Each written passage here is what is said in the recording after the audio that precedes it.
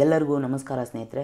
ಈ ವಿಡಿಯೋದಲ್ಲಿ ನಾವು ಜೂನ್ 22ರಿಂದ ಜೂನ್ 30ರವರೆಗಿನ ಮೋಸ್ಟ್ ಇಂಪಾರ್ಟೆಂಟ್ ಕರೆಂಟ್ ಅಫೇರ್ಸನ್ನು ನೋಡ್ತಾ ಹೋಗೋಣ. ಓಕೆ, ಸೊ ಈ ಅವಧಿಯಲ್ಲಿ ಅಂದರೆ ಜೂನ್ 22ರಿಂದ ಜೂನ್ 30ರವರೆಗೆ ಏನು ಅವಧಿ ಇದೆ, ಸೊ ಅತಿ ಹೆಚ್ಚು ಕರೆಂಟ್ ಅಫೇರ್ಸ್ಗಳು ದಾಖಲಾಗಿವೆ.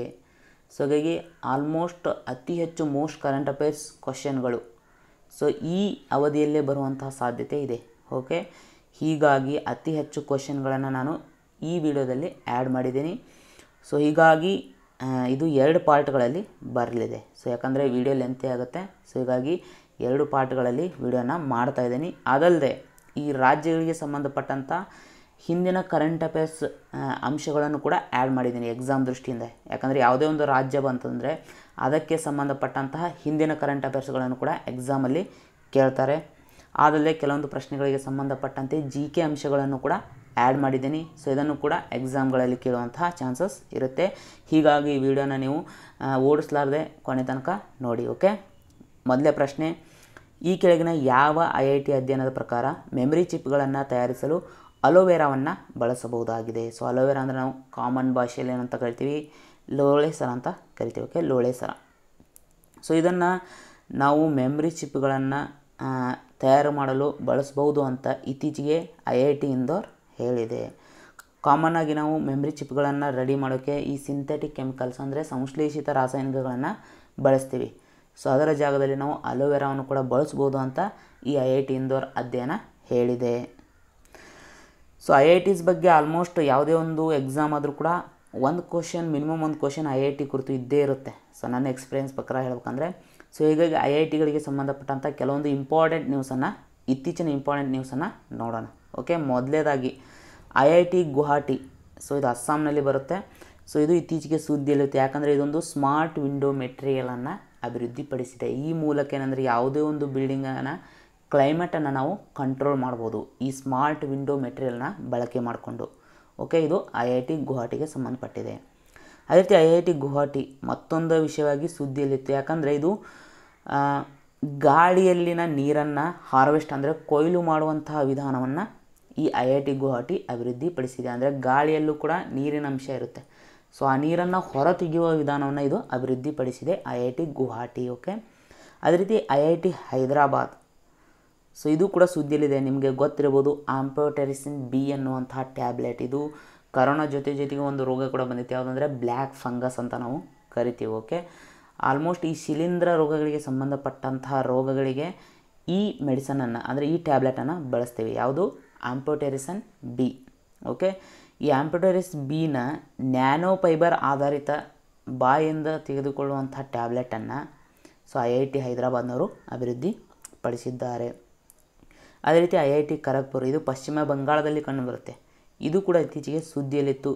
ಯಾಕಂದರೆ ಅರ್ಲಿ ಸೈಕ್ಲೋನ್ ಡಿಟೆಕ್ಷನ್ ಟೆಕ್ನಿಕ್ ಅಂದರೆ ಸುನಾಮಿ ಏನಾದರೂ ಬರೋದಿತ್ತಂದರೆ ಅಥವಾ ಸೈಕ್ಲೋನ್ ಏನಾದರೂ ಭಾರತದ ತೀರಗಳಿಗೆ ಅಪ್ಪಳಿಸೋದಿತ್ತಂದರೆ ಅದನ್ನು ಮುಂಚಿತವಾಗಿಯೇ ತಿಳಿಸುವಂಥ ಒಂದು ವಿಧಾನವನ್ನು ಈ IIT ಖರಗ್ಪುರ್ನವರು ಅಭಿವೃದ್ಧಿಪಡಿಸಿದ್ದಾರೆ.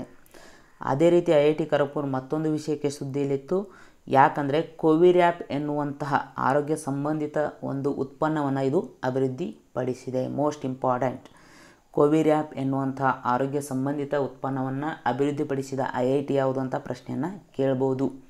ಅದೇ ರೀತಿ IIT ಮದ್ರಾಸ್ ಮೊದಲ 3D ಪ್ರಿಂಟೆಡ್ ಹೌಸನ್ನು ಅಭಿವೃದ್ಧಿಪಡಿಸಿದೆ. ಇದನ್ನು ನಿರ್ಮಲಾ ಸೀತಾರಾಮನ್ ಅವರು ಅಭಿವೃದ್ಧಿಪಡಿಸಿದರು. ಸೊ ಇವಿಷ್ಟು ರೀಸೆಂಟಾಗಿ IITಸ್ಗೆ ಸಂಬಂಧಪಟ್ಟಂಥ ಕೆಲವೊಂದು ಇಂಪಾರ್ಟೆಂಟ್ ನ್ಯೂಸ್. ಓಕೆ, ವಿಶ್ವ ಹೂಡಿಕೆ ವರದಿ 2021ರ ಪ್ರಕಾರ ಭಾರತಕ್ಕೆ 2020ರಲ್ಲಿ ಹರಿದು ಬಂದ ಒಟ್ಟು ವಿದೇಶಿ ನೇರ ಬಂಡವಾಳ ಹೂಡಿಕೆ ಎಷ್ಟು? ಅಂದರೆ ಫಾರಿನ್ ಡೈರೆಕ್ಟ್ ಇನ್ವೆಸ್ಟ್ಮೆಂಟ್, ಶಾರ್ಟಾಗಿ ನಾವು FDI ಅಂತ ಕರಿತೀವಿ.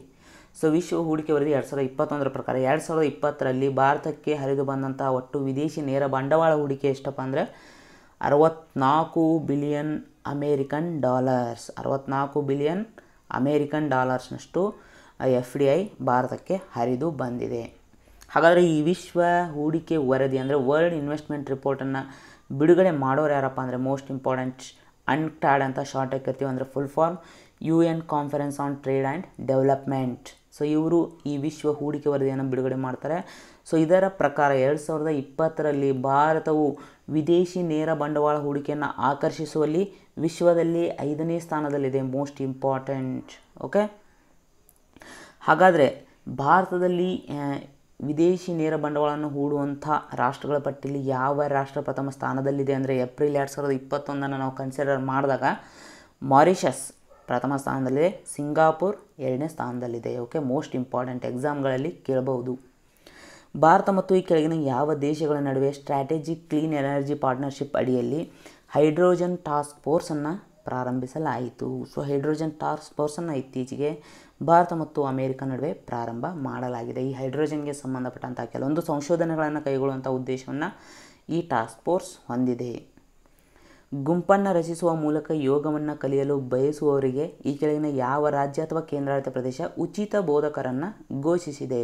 ಸೊ ಇದಕ್ಕೆ ಉತ್ತರ ದೆಹಲಿ. ಓಕೆ, ಅದಲ್ಲದೆ ದೆಹಲಿ ಸರ್ಕಾರ ಏನು ಮಾಡಿದೆ ಅಂದರೆ ಈ ಮೆಡಿಟೇಷನ್ ಆ್ಯಂಡ್ ಯೋಗ ಸೈನ್ಸ್ ಅಂದರೆ ಧ್ಯಾನ ಮತ್ತು ಯೋಗ ವಿಜ್ಞಾನಕ್ಕೆ ಸಂಬಂಧಪಟ್ಟಂತೆ 1 ಇಯರ್ ಡಿಪ್ಲೊಮಾ ಕೋರ್ಸನ್ನು ಕೂಡ ದೆಹಲಿ ಸರ್ಕಾರ ಪ್ರಾರಂಭ ಮಾಡಿದೆ.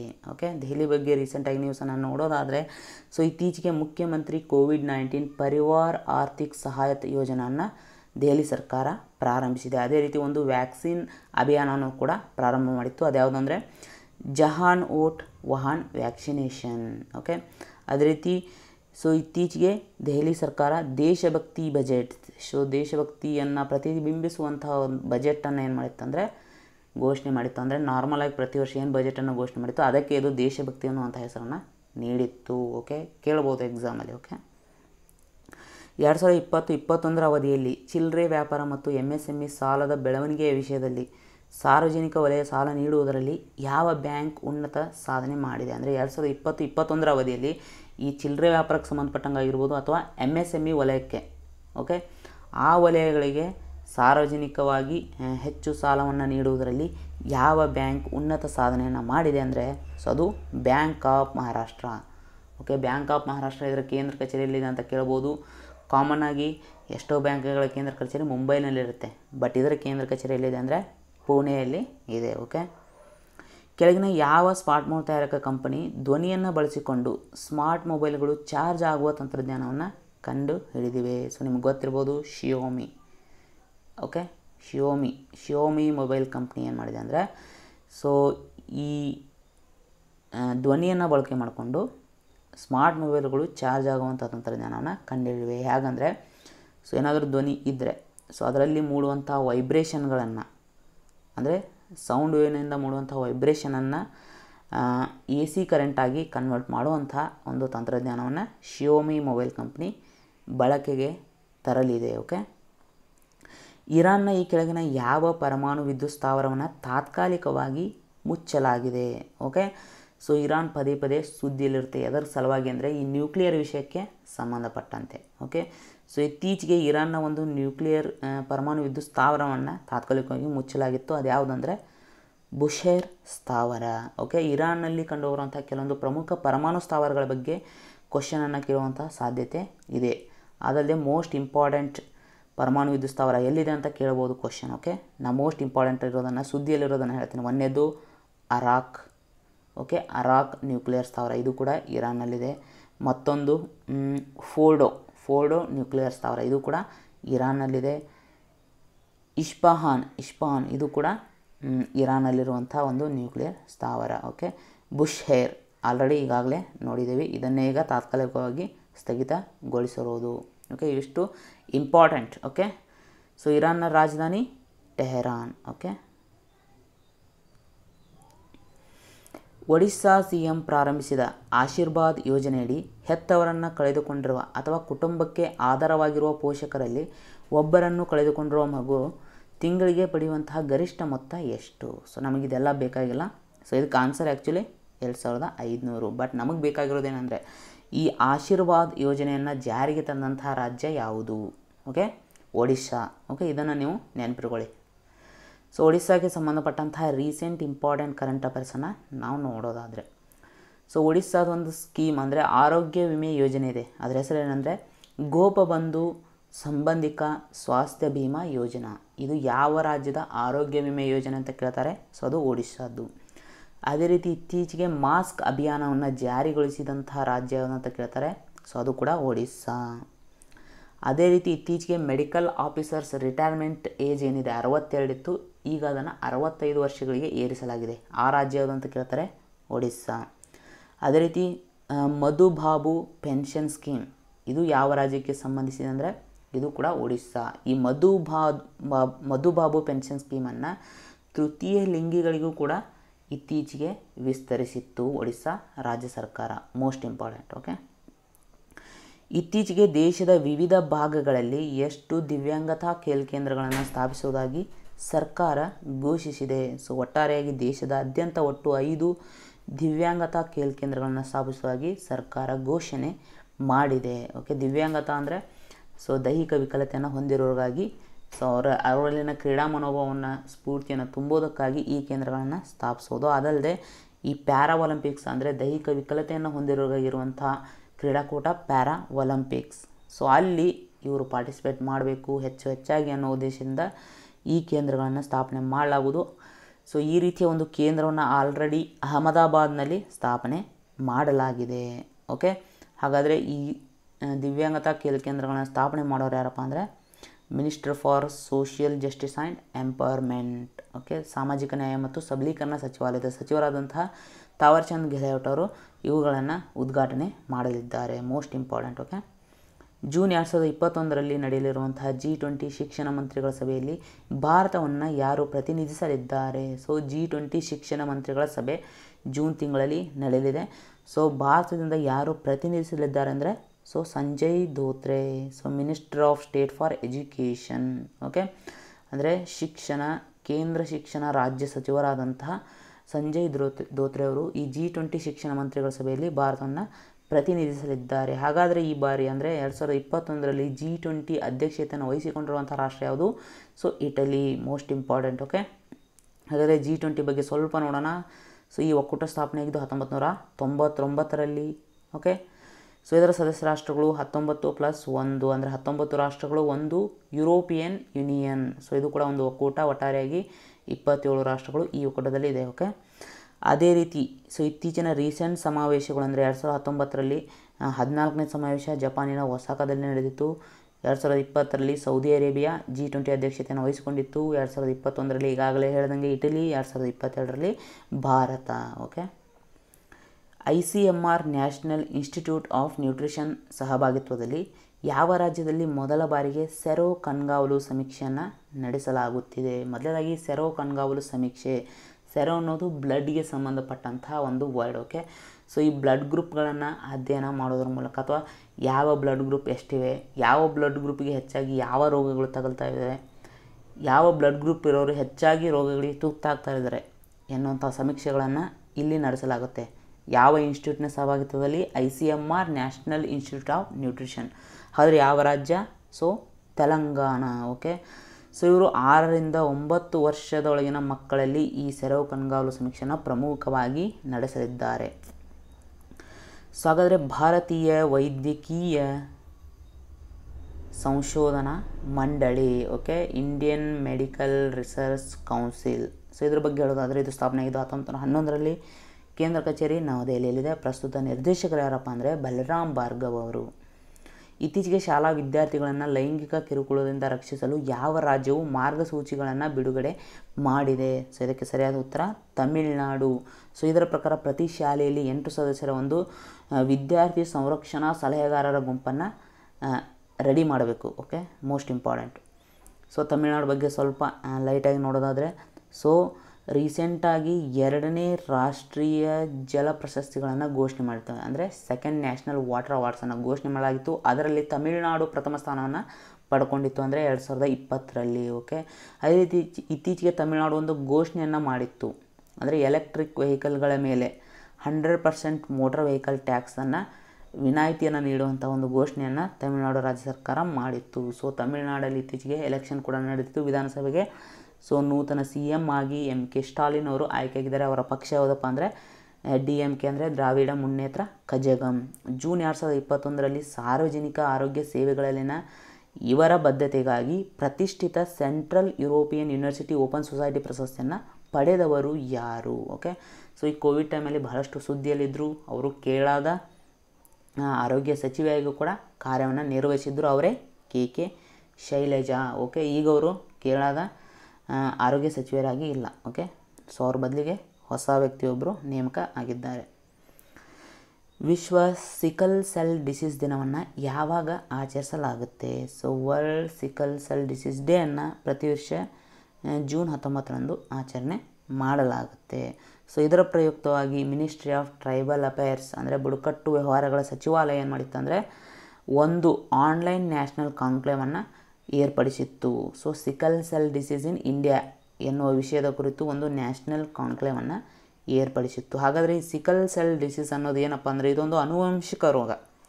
ರಕ್ತದಲ್ಲಿ ಏನು ರೆಡ್ ಬ್ಲಡ್ ಸೆಲ್ಸ್ ಅಂದರೆ ಕೆಂಪು ರಕ್ತ ಕಣಗಳು ಏನಿರ್ತವೆ ಅವುಗಳ ಮೇಲೆ ದಾಳಿ ಅಂದರೆ ಅವುಗಳ ಕಾರ್ಯವನ್ನು ಕುಂಠಿತಗೊಳಿಸುವ ಮೂಲಕ ಅವುಗಳಲ್ಲಿರುವಂಥ ಹಿಮೋಗ್ಲೋಬಿನ್ ಕಾರ್ಯವನ್ನು ಕುಂಠಿತಗೊಳಿಸುತ್ತೆ ಈ ರೋಗ ಇದ್ದಲ್ಲಿ. ಓಕೆ, ಇತ್ತೀಚೆಗೆ ಅವಿಶ್ವಾಸ ಮತದ ಮೂಲಕ ಪ್ರಧಾನಿ ಹುದ್ದೆ ಕಳೆದುಕೊಂಡ ಸ್ಟೀಫನ್ ಲೋಫೆನ್ ಅವರು ಯಾವ ದೇಶದ ಪ್ರಧಾನಿ ಆಗಿದ್ದರು? ಸ್ಟೀಫನ್ ಲೋಫೆನ್ ಇವರು ಯಾವ ದೇಶದ ಪ್ರಧಾನಿ ಆಗಿದ್ದಾರೆ ಅಂದರೆ ಸ್ವೀಡನ್. ಓಕೆ, ಸೊ ಅವಿಶ್ವಾಸ ಮತದ ಮೂಲಕ ಇವರು ಪ್ರಧಾನಿ ಹುದ್ದೆಯನ್ನು ಕಳೆದುಕೊಂಡಿದ್ದಾರೆ. ಅಂದರೆ ಈ ಸಾಧನೆಯನ್ನು ಮಾಡಿದಂತಹ ಮೊದಲ ಸ್ವೀಡನ್ ಪ್ರಧಾನಿ ಅಂತ ಅನಿಸ್ಕೊಂಡಿದ್ದಾರೆ. ಅಂದರೆ ಅವಿಶ್ವಾಸ ಮತದ ಮೂಲಕ ಪ್ರಧಾನಿ ಹುದ್ದೆಯಿಂದ ಕೆಳಗಿಳಿದ ಸ್ವೀಡನ್ನ ಮೊದಲ ಪ್ರಧಾನಮಂತ್ರಿ ಸ್ಟೀಫನ್ ಲೋಫೆನ್. ಓಕೆ, ಸ್ವೀಡನ್ನ ರಾಜಧಾನಿ ಸ್ಟಾಕ್ಹೋಮ್, ಸ್ವೀಡನ್ನ ಕರೆನ್ಸಿ ಯಾವುದಪ್ಪ ಅಂದರೆ ಕ್ರೋನಾ. ಓಕೆ, ಡಾಕ್ಟರ್ ಥಡಾಂಗ್ ಮೀನು ಅವರು ಅಂತಾರಾಷ್ಟ್ರೀಯ ಬಾಕ್ಸಿಂಗ್ ಅಸೋಸಿಯೇಷನ್ನ ತರಬೇತುದಾರರ ಸಮಿತಿಯ ಸದಸ್ಯರಾಗಿ ನೇಮಕಗೊಂಡ ಎರಡನೇ ಭಾರತೀಯ ವ್ಯಕ್ತಿ ಮತ್ತು ಮೊದಲ ಭಾರತೀಯ ಮಹಿಳೆ ಎನಿಸಿಕೊಂಡಿದ್ದಾರೆ. ಸೊ ಅವರು ಯಾವ ರಾಜ್ಯದವರು? ಸೊ ಥಡಾಂಗ್ ಮೀನು ಅವರು ಅರುಣಾಚಲ ಪ್ರದೇಶದವರು. Most important. ಓಕೆ, ಸೊ ಹಾಗಾದರೆ ಅಂತಾರಾಷ್ಟ್ರೀಯ ಬಾಕ್ಸಿಂಗ್ ಅಸೋಸಿಯೇಷನ್ ಅಥವಾ ಇಂಟರ್ನ್ಯಾಷನಲ್ ಬಾಕ್ಸಿಂಗ್ ಅಸೋಸಿಯೇಷನ್ 1946ರಲ್ಲಿ ಸ್ಥಾಪನೆಯಾಗಿತ್ತು. ಸೊ ಇದರ ಕೇಂದ್ರ ಕಚೇರಿ ಸ್ವಿಟ್ಜರ್ಲ್ಯಾಂಡಿನ ಲೌಸನ್ನೆಯಲ್ಲಿ ಇದೆ. ಬಿಹಾರ್ ಸರ್ಕಾರದ ಮುಖ್ಯಮಂತ್ರಿ ಯುವ ಉದ್ಯಮಿ ಯೋಜನೆ ಮತ್ತು ಮುಖ್ಯಮಂತ್ರಿ ಮಹಿಳಾ ಉದ್ಯಮಿ ಯೋಜನೆಯಡಿ ಉದ್ಯಮಶೀಲತೆಯನ್ನು ಪ್ರಾರಂಭಿಸಲು ಬಯಸುವ ಯುವಕರು ಮತ್ತು ಮಹಿಳೆಯರಿಗೆ ಎಷ್ಟು ರೂಪಾಯಿಗಳ ಸಾಲವನ್ನು ನೀಡಲಾಗುತ್ತೆ? ಸೊ ಒಟ್ಟಾರೆಯಾಗಿ 10 ಲಕ್ಷ ರೂಪಾಯಿಗಳ ಸಾಲವನ್ನು ನೀಡಲಾಗುತ್ತೆ. ನೀವು ಇಲ್ಲಿ ಸೂಕ್ಷ್ಮವಾಗಿ ಗಮನಿಸಿ. ಓಕೆ, ಮುಖ್ಯಮಂತ್ರಿ ಯುವ ಉದ್ಯಮಿ ಯೋಜನೆ ಅಥವಾ ಮುಖ್ಯಮಂತ್ರಿ ಮಹಿಳಾ ಉದ್ಯಮಿ ಯೋಜನೆ ಇವು ಯಾವ ರಾಜ್ಯ ಸರ್ಕಾರದ ಯೋಜನೆಗಳಂದರೆ Bihar. Okay, most important. So ಇವೆರಡೂ ಪ್ರಮುಖವಾಗಿ ಯಾವ ಯೋಜನೆ ಅಡಿ ಬರ್ತಾವೆ ಅಂದರೆ ಮುಖ್ಯಮಂತ್ರಿ ಉದ್ಯಮಿ ಯೋಜನೆ ಅಡಿ ಇವೆರಡು ಯೋಜನೆಗಳು ಬರ್ತವೆ. Okay, most important. So Bihar ಬಗ್ಗೆ ಹೇಳ್ಬೇಕಂದ್ರೆ ಇತ್ತೀಚೆಗೆ ಜಲ ಜೀವನ್ ಹರಿಯಾಲಿ ಅಭಿಯಾನವನ್ನು ಬಿಹಾರ್ ಆಯೋಜನೆ ಮಾಡಿತ್ತು. ಅದೇ ರೀತಿ ಸೊ ಈ ಜಲಮೂಲಗಳನ್ನು ಕೂಡಿಸುವಂತೆ ಜಿಯೋ ಮ್ಯಾಪಿಂಗನ್ನು ಜಾರಿಗೊಳಿಸಿದೆ ಅಥವಾ ಪ್ರಾರಂಭಿಸಿದೆ. ಓಕೆ, ಸೊ ಅದಕ್ಕೆ ಜಲ್ಕಾರೋ ಅನ್ನುವಂಥ ಹೆಸರನ್ನು ಇಟ್ಟಿದೆ. ಅಂದರೆ ಆ ಕಾರ್ಯಕ್ರಮಕ್ಕೆ ಜಲ್ಕಾರೋ ಎನ್ನುವಂಥ ಹೆಸರನ್ನು ಬಿಹಾರ ಸರ್ಕಾರ ಇಟ್ಟಿದೆ. ಅಂತಾರಾಷ್ಟ್ರೀಯ ಯೋಗ ದಿನಾಚರಣೆಯ ಸಂದರ್ಭದಲ್ಲಿ ಯೋಗಿಕ್ ವಿಜ್ಞಾನದಲ್ಲಿ ಡಿಪ್ಲೊಮಾ ಕೋರ್ಸನ್ನು ಯಾರು ಪ್ರಾರಂಭಿಸಿದರು? ಸೊ ಯೋಗಿಕ್ ವಿಜ್ಞಾನದಲ್ಲಿ ಡಿಪ್ಲೊಮಾ ಕೋರ್ಸನ್ನು ಯಾರು ಪ್ರಾರಂಭ ಮಾಡಿದ್ದಾರೆ ಅಂದರೆ ಸೊ ಸಂಜಯ್ ಧೋತ್ರೆ ಅವರು. ಸೊ ಇವರು ministry of state for education ಅಂದರೆ ಕೇಂದ್ರ ಶಿಕ್ಷಣ ರಾಜ್ಯ ಸಚಿವರು. ಓಕೆ, ರಿಲಯನ್ಸ್ ಇಂಡಸ್ಟ್ರೀಸ್ ಲಿಮಿಟೆಡ್ ಯಾವ ವರ್ಷದಲ್ಲಿ ನಿವ್ವಳ ಶೂನ್ಯ ಇಂಗಾಲ ಹೊರಸೂಸುವಿಕೆಯ ಗುರಿಯನ್ನು ಹೊಂದಿದೆ? ಓಕೆ, ಅಂದರೆ ರಿಲಯನ್ಸ್ ಇಂಡಸ್ಟ್ರೀಸ್ 2035ರ ವೇಳೆಗೆ ಸೊ ತನ್ನ ಕಂಪನಿಯಿಂದ ಯಾವುದೇ ರೀತಿಯ ಇಂಗಾಲ ವಾತಾವರಣಕ್ಕೆ ಬಿಡುಗಡೆ ಆಗಲ್ಲ. ಸೊ ಶೂನ್ಯ ಇಂಗಾಲ ಹೊರಸೂಸುವಿಕೆ ಅಂತ ಕರಿತೀವಿ. ಓಕೆ, ಅದು ಎಷ್ಟೇ ಇಂಗಾಲವನ್ನು ಹೊರಸೂಸಿದರೂ ಕೂಡ ಅದರ ಈಕ್ವಲ್ ಆಗಿ ನಾವೇನು ಮಾಡ್ಬೇಕಂದ್ರೆ ಪರಿಹಾರ ಕ್ರಮಗಳನ್ನು ಕೈಗೊಳ್ಳಬೇಕು. ಇದನ್ನೇ ನಾವೇನಂತ ಕರಿತೀವಿ ಅಂದರೆ ಶೂನ್ಯ ಇಂಗಾಲ ಹೊರಸೂಸುವಿಕೆ. ಇದನ್ನು 2035ರ ವೇಳೆಗೆ ರಿಲಯನ್ಸ್ ಇಂಡಸ್ಟ್ರೀಸ್ ಲಿಮಿಟೆಡ್ ಸಾಧಿಸಲಿದೆ ಅಂತ ಅವರು ಹೇಳಿದ್ದಾರೆ. ಸೊ ಮುಖೇಶ್ ಅಂಬಾನಿ ಅವರು ಇತ್ತೀಚೆಗೆ ಈ ಸುದ್ದಿಯನ್ನು ಹೊರಹಾಕಿದ್ದಾರೆ. ಸೊ ಮುಖೇಶ್ ಅಂಬಾನಿ ಪ್ರಸ್ತುತ ಏಷ್ಯಾದ ಅತಿ ಶ್ರೀಮಂತ ವ್ಯಕ್ತಿ. ಓಕೆ, ಸೊ ರಿಲಯನ್ಸ್ ಇಂಡಸ್ಟ್ರೀಸ್ ಬಗ್ಗೆ ಸ್ವಲ್ಪ ಲೈಟಾಗಿ ತಿಳ್ಕೊಳ್ಳೋಣ. ಓಕೆ, ರಿಲಯನ್ಸ್ ಇಂಡಸ್ಟ್ರೀಸ್ ಸ್ಥಾಪನೆಯಾಗಿದ್ದು 1973ರಲ್ಲಿ. ಸ್ಥಾಪನೆ ಮಾಡಿದವರು ಧೀರುಭಾಯಿ ಅಂಬಾನಿ. ಕೇಂದ್ರ ಕಚೇರಿ ಮುಂಬೈನಲ್ಲಿ ಇದೆ. ಪ್ರೆಸೆಂಟ್ ಚೇರ್ಮನ್ ಮತ್ತು ಮ್ಯಾನೇಜಿಂಗ್ ಡೈರೆಕ್ಟರ್ ಯಾರು? ಮುಖೇಶ್ ಅಂಬಾನಿ. ರಾಜ್ಯದಲ್ಲಿ ಸ್ವಾಮಿತ್ವ ಯೋಜನೆಯನ್ನು ಅನುಷ್ಠಾನಗೊಳಿಸಲು ಯಾವ ರಾಜ್ಯವು ಸರ್ವೆ ಆಫ್ ಇಂಡಿಯಾದೊಂದಿಗೆ ಒಪ್ಪಂದಕ್ಕೆ ಸಹಿಯನ್ನು ಹಾಕಿದೆ? ಓಕೆ, ಸ್ವಾಮಿತ್ವ ಯೋಜನೆ ಅಂದರೆ ಮುಂದೇನಂತ ನೋಡೋಣ. ಸೊ ಈ ಯೋಜನೆಯನ್ನು ಅನುಷ್ಠಾನಗೊಳಿಸೋಕ್ಕೆ ಅಸ್ಸಾಂ ಸರ್ಕಾರ ಏನು ಮಾಡಿದೆ ಅಂದರೆ ಸರ್ವೆ ಆಫ್ ಇಂಡಿಯಾದೊಂದಿಗೆ ಒಪ್ಪಂದಕ್ಕೆ ಸಹಿಯನ್ನು ಹಾಕಿದೆ. So survey of India so ಇದರ ಕೇಂದ್ರ ಕಚೇರಿ ಎಲ್ಲಿದೆ ಅಂದರೆ ಉತ್ತರಾಖಂಡದ ಡೆಹ್ರಾಡೂನಲ್ಲಿ ಇದೆ. ಸೊ ಹಾಗಾದರೆ ಸ್ವಾಮಿತ್ವ ಯೋಜನೆ ಬಗ್ಗೆ ನೋಡೋಣ. ಸೊ ಮುಂದೆ ಬರುವಂಥ PSI ಮತ್ತು KS ಎಕ್ಸಾಮ್ಗಳಲ್ಲಿ ಹೆಚ್ಚಾಗಿ ಕೇಳುವಂತಹ ಚಾನ್ಸಸ್ ಇದೆ. ಸೊ ಸ್ವಾಮಿತ್ವ ಇದರ ಫುಲ್ ಫಾರ್ಮ್ ಏನಪ್ಪ ಅಂದರೆ survey of villages and mapping with improvised technology in village areas. So ಇದನ್ನು ನೀವು ಕ್ಲೀನಾಗಿ ಅಂಡರ್ಸ್ಟ್ಯಾಂಡ್ ಮಾಡಿಕೊಂಡ್ರೆ ಸೊ ನೀವೇನು ಇದರ ಫುಲ್ ಫಾರ್ಮನ್ನು ನೆನಪಿಡುವಂಥ ಅವಶ್ಯಕತೆ ಏನಿಲ್ಲ. ಬಟ್ ಸ್ವಾಮಿತ್ವ ಯೋಜನೆಯ ಉದ್ದೇಶ ಏನಂತ ನೀವು ತಿಳ್ಕೊಬೇಕು. ಮೊದಲನೇದಾಗಿ ಸ್ವಾಮಿತ್ವ ಯೋಜನೆಯನ್ನು ಜಾರಿಗೊಳಿಸೋರು ಅಥವಾ ಅನುಷ್ಠಾನಗೊಳಿಸುವಂಥ ಸಚಿವಾಲಯ ಯಾವುದಂತ ಎಕ್ಸಾಮಲ್ಲಿ ಕೇಳುವಂಥ ಚಾನ್ಸಸ್ ಇದೆ. ಅದೇ ಪಂಚಾಯತ್ ರಾಜ್ ಸಚಿವಾಲಯ. ಸೊ ಈ ಯೋಜನೆಯ ಪ್ರಮುಖ ಉದ್ದೇಶ ಏನಂದರೆ ಈ ಹಳ್ಳಿ ಏರಿಯಾಗಳಲ್ಲಿ ಸೊ ಹಳ್ಳಿ ಜನರ ಆಸ್ತಿ ಏನಿದೆ ಸೊ ಆಸ್ತಿಯ ಗಡಿಗಳನ್ನು ಗುರುತಿಸುವಂಥ ಒಂದು ಯೋಜನೆ. ಸೊ ಇದರ ಮೂಲಕ ಏನಂದರೆ ಸೊ ಅವರು ತಮ್ಮ ಆಸ್ತಿಯ ಆಧಾರದ ಮೇಲೆ ಸೊ ಲೋನನ್ನು ಅಥವಾ ಸಾಲವನ್ನು ಪಡೆಯಲು ಅರ್ಹತೆಯನ್ನು ಪಡೆಯಲಿದ್ದಾರೆ. ಓಕೆ, ಈ ಕೆಳಗಿನವುಗಳಲ್ಲಿ ಯಾವ ಕಂಪನಿ ಸೆಮಿನಿಸ್ ಬ್ರ್ಯಾಂಡ್ ಅಡಿಯಲ್ಲಿ ಮೊಟ್ಟ ಮೊದಲ ಹಳದಿ ಕಲ್ಲಂಗಡಿ ವಿಧದ ಯೆಲ್ಲೋ ಗೋಲ್ಡ್ 48 ಭಾರತದಲ್ಲಿ ಬಿಡುಗಡೆ ಮಾಡಿದೆ? ಸೊ ಮೊದಲನೇದಾಗಿ ಕ್ವಶನನ್ನು ಕ್ಲೀನಾಗಿ ಅಂಡರ್ಸ್ಟ್ಯಾಂಡ್ ಮಾಡೋಣ. ಸೊ ಯೆಲ್ಲೋ ಗೋಲ್ಡ್ 48 ಅನ್ನೋದು ಯಾವುದಕ್ಕೆ ಸಂಬಂಧಪಟ್ಟಿದೆ ಅಂದರೆ ಇದು ಕಲ್ಲಂಗಡಿ ಹಣ್ಣಿನ ಒಂದು ವಿಧ. ಕಾಮನ್ ಆಗಿ ಹಳದಿ ಕಲರಲ್ಲಿ ಇರುತ್ತೆ, ನೀವು ನೋಡ್ಬೋದು. ಸೊ ಇದೇ ಮೊದಲ ಬಾರಿಗೆ ಈ ಹಳದಿ ಕಲ್ಲಂಗಡಿ ವಿಧವನ್ನು ಕಂಡುಹಿಡಿದಿದ್ದಾರೆ. ಆ ಕಂಪ್ನಿ ಯಾವುದಂದರೆ ಜರ್ಮನ್ ಮೂಲದ ಬೇಯರ್ ಎನ್ನುವಂಥ ಒಂದು ಕಂಪನಿ. ಓಕೆ, ಹಾಗಾದರೆ ಈ ಕಲ್ಲಂಗಡಿ ಹಣ್ಣಿನ ವಿಧವನ್ನು ಏನು ಬೀಜಗಳನ್ನು ಇದನ್ನು ಮಾಡ್ತಾಯಿದ್ದಾರೆ. ಸೊ ಅದಕ್ಕೆ ಒಂದು ಹೆಸರನ್ನು ಕೂಡ ಇಟ್ಟಿದ್ದಾರೆ, ಸೆಮಿನಸ್. ಸೊ ಇವುಗಳನ್ನೆಲ್ಲವೂ ಕೂಡ ಎಕ್ಸಾಮಲ್ಲಿ ಕೇಳುವಂಥ ಚಾನ್ಸಸ್ ಇದೆ. ಡ್ರೋನ್ಗಳನ್ನು ಹೊಡೆದುರುಳಿಸಬಲ್ಲ ವಾಯುಗಾಮಿ ಹೈ ಪವರ್ ಲೇಸರನ್ನು ಯಾವ ದೇಶದ ಮಿಲಿಟ್ರಿ ಯಶಸ್ವಿಯಾಗಿ ಪರೀಕ್ಷಿಸಿದೆ? ಸೊ ಹೈ ಪವರ್ ಲೇಸರ್ ಅಂದರೆ ವಾಯುಗಾಮಿ ಹೈ ಪವರ್ ಲೇಸರ್ ಇದೇನು ಮಾಡ್ಬೋದು ಅಂದರೆ ಡ್ರೋನ್ಗಳನ್ನು ಹೊಡೆದುರುಳಿಸಬಲ್ಲದು. ಸೊ ನೀವು ಕೆಲವೊಮ್ಮೆ ನ್ಯೂಸ್ಗಳಲ್ಲಿ ಓದಿರ್ತೀರ, ಪಾಕಿಸ್ತಾನದ ಡ್ರೋನು ರಾಜಸ್ಥಾನ ಗಡಿ ಆಗಿರ್ಬೋದು, ಜಮ್ಮು ಕಾಶ್ಮೀರದ ಗಡಿಯಲ್ಲಿ ಬಂದು ಸೊ ಭಾರತದ ಸೈನಿಕರಿಂದ ಹೊಡೆದುರುಳಿಸಲ್ಪಟ್ಟಿತು ಅಂತ ನ್ಯೂಸ್ಗಳಲ್ಲಿ ಓದ್ತಾ ಇರ್ತೀರ. ಸೊ ಇದು ಆಟೋಮೆಟಿಕ್ಕಾಗಿ ಆ ಡ್ರೋನ್ಗಳನ್ನ ಹೊಡೆದುರುಳಿಸುವಂಥ ಒಂದು ವ್ಯವಸ್ಥೆಯನ್ನು ಯಾವ ದೇಶದ ಮಿಲಿಟ್ರಿ ಯಶಸ್ವಿಯಾಗಿ ಪರೀಕ್ಷೆ ಮಾಡಿದೆ ಅಂದರೆ ಅದು ಇಸ್ರೇಲ್. ಸೊ ಸಣ್ಣ ದೇಶ ಇರ್ಬೋದು, ಬಟ್ಟು ತಂತ್ರಜ್ಞಾನದಲ್ಲಿ ಬಹಳಷ್ಟು ಮುಂದುವರೆದಿದೆ.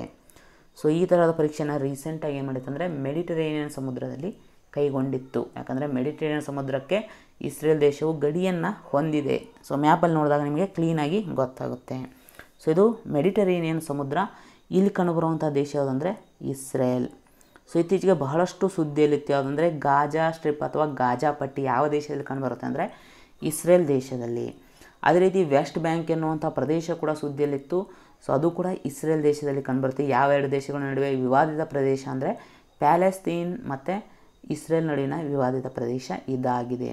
ಅದೇ ರೀತಿ ಮೃತ ಸಮುದ್ರ ಅಥವಾ ಡೆಡ್ ಸಿ ಇದರ ಬಗ್ಗೆಯೂ ಕೇಳಿರ್ತಾರೆ. ಇದು ಯಾವ ಎರಡು ದೇಶಗಳ ನಡುವೆ ಕಂಡುಬರುತ್ತೆ ಅಂದರೆ ಸೊ ಇಸ್ರೇಲ್ ಮತ್ತು ಜೋರ್ಡಾನ್. ಅದೇ ರೀತಿ ಗೋಲನ್ ಹೈಟ್ಸ್ ಇದು ಕೂಡ ಒಂದು ವಿವಾದಿತ ಪ್ರದೇಶ ಯಾವ ಎರಡು ದೇಶಗಳ ನಡುವೆ ಇದೆ ಅಂದರೆ ಸಿರಿಯಾ ಮತ್ತು ಇಸ್ರೇಲ್.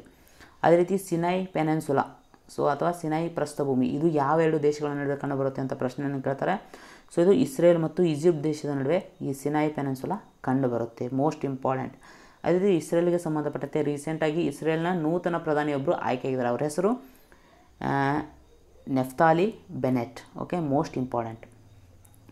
ಕ್ಲಾಸ್ ವರ್ಕ್ ಸಂಸ್ಕೃತಿಯನ್ನು ಉಳಿಸಲು ಮತ್ತು ಆನ್ಲೈನ್ ತರಗತಿಗಳಿಗಾಗಿ ಅಂತರ್ಜಾಲ ವಂಚಿತ ಪ್ರದೇಶಗಳಲ್ಲಿ ವಿದ್ಯಾರ್ಥಿಗಳಿಗೆ ಶಿಕ್ಷಣವನ್ನು ನೀಡಲು ಈ ಕೆಳಗಿನವುಗಳಲ್ಲಿ ಯಾವುದು ಸಮುದಾಯ ತರಗತಿಗಳ ಪರಿಕಲ್ಪನೆಯನ್ನು ಪ್ರಾರಂಭಿಸಿದೆ? ಸೊ ಕರೋನಾ ಬಂದ ಮೇಲೆ ನಿಮಗೆಲ್ಲ ಗೊತ್ತಿದೆ, ನಾರ್ಮಲಾಗಿ ಸ್ಕೂಲ್ಗಳೆಲ್ಲ ಬಂದಾಗಿವೆ. ಹೀಗಾಗಿ ಏನಂದರೆ ಈ ಶಾಲಾ ಸಂಸ್ಕೃತಿ ಮರೆಯಾಗ್ತದೆ. ಆನ್ಲೈನ್ ಕ್ಲಾಸಸ್ಗಳು ಸ್ಟಾರ್ಟ್ ಆಗಿವೆ. ಈ ವಿದ್ಯಾರ್ಥಿಗಳು ಮತ್ತು ಶಿಕ್ಷಕರ ಮಧ್ಯೆ ಏನು ಸಂಬಂಧಗಳಿತ್ತು ಮುಂಚೆ ಆ ರೀತಿ ಈಗಿಲ್ಲ. ಓಕೆ, ಸೊ ಅಲ್ಲಿ ಒಂದು ಕನೆಕ್ಷನ್ ಮಿಸ್ ಆಗ್ತಾ ಇದೆ. ಸೊ ಆ ಕನೆಕ್ಷನ್ ಅಥವಾ ಆ ಸಂಸ್ಕೃತಿ ಮಿಸ್ ಆಗಬಾರ್ದು ಅನ್ನೋ ಉದ್ದೇಶದಿಂದ ಏನು ಮಾಡ್ತಾಯಿದ್ದಾರೆ ಅಂದರೆ ಸಮುದಾಯ ತರಗತಿಗಳ ಪರಿಕಲ್ಪನೆಯನ್ನು ಯಾವ ರಾಜ್ಯ ಅಥವಾ ಕೇಂದ್ರಾಡಳಿತ ಪ್ರದೇಶ ಸ್ಟಾರ್ಟ್ ಮಾಡಿದೆ ಅಂದರೆ Ladakh. Most important. Okay, so ಲಡಾಖ್ನ ರಾಜಧಾನಿ ಯಾವುದು? ಲೇಹ್. ಓಕೆ, ಸೊ ಲೇಹ್ ಅನ್ನೋದು ಲಡಾಖ್ನಲ್ಲಿ ಕಂಡುಬರುವಂಥ ಬಿಗ್ಗೆಸ್ಟ್ ಸಿಟಿ. ಓಕೆ, ಸರ್ಕಾರಕ್ಕೆ ಕನಿಷ್ಠ ವೇತನ ಮತ್ತು ರಾಷ್ಟ್ರೀಯ ಸ್ತರ ವೇತನವನ್ನು ನಿಗದಿಪಡಿಸುವ ಕುರಿತು ತಾಂತ್ರಿಕ ಒಳಹರಿವು ಮತ್ತು ಶಿಫಾರಸುಗಳನ್ನು ಒದಗಿಸಲು ಕೇಂದ್ರ ಸರ್ಕಾರವು ಯಾರ ನೇತೃತ್ವದಲ್ಲಿ ತಜ್ಞರ ಗುಂಪನ್ನು ರಚಿಸಿದೆ? ಸೊ ಮೊದಲು ಕ್ವಶನ್ ಏನನ್ನೋದನ್ನು ಅರ್ಥ ಮಾಡ್ಕೊಳ್ಳೋಣ.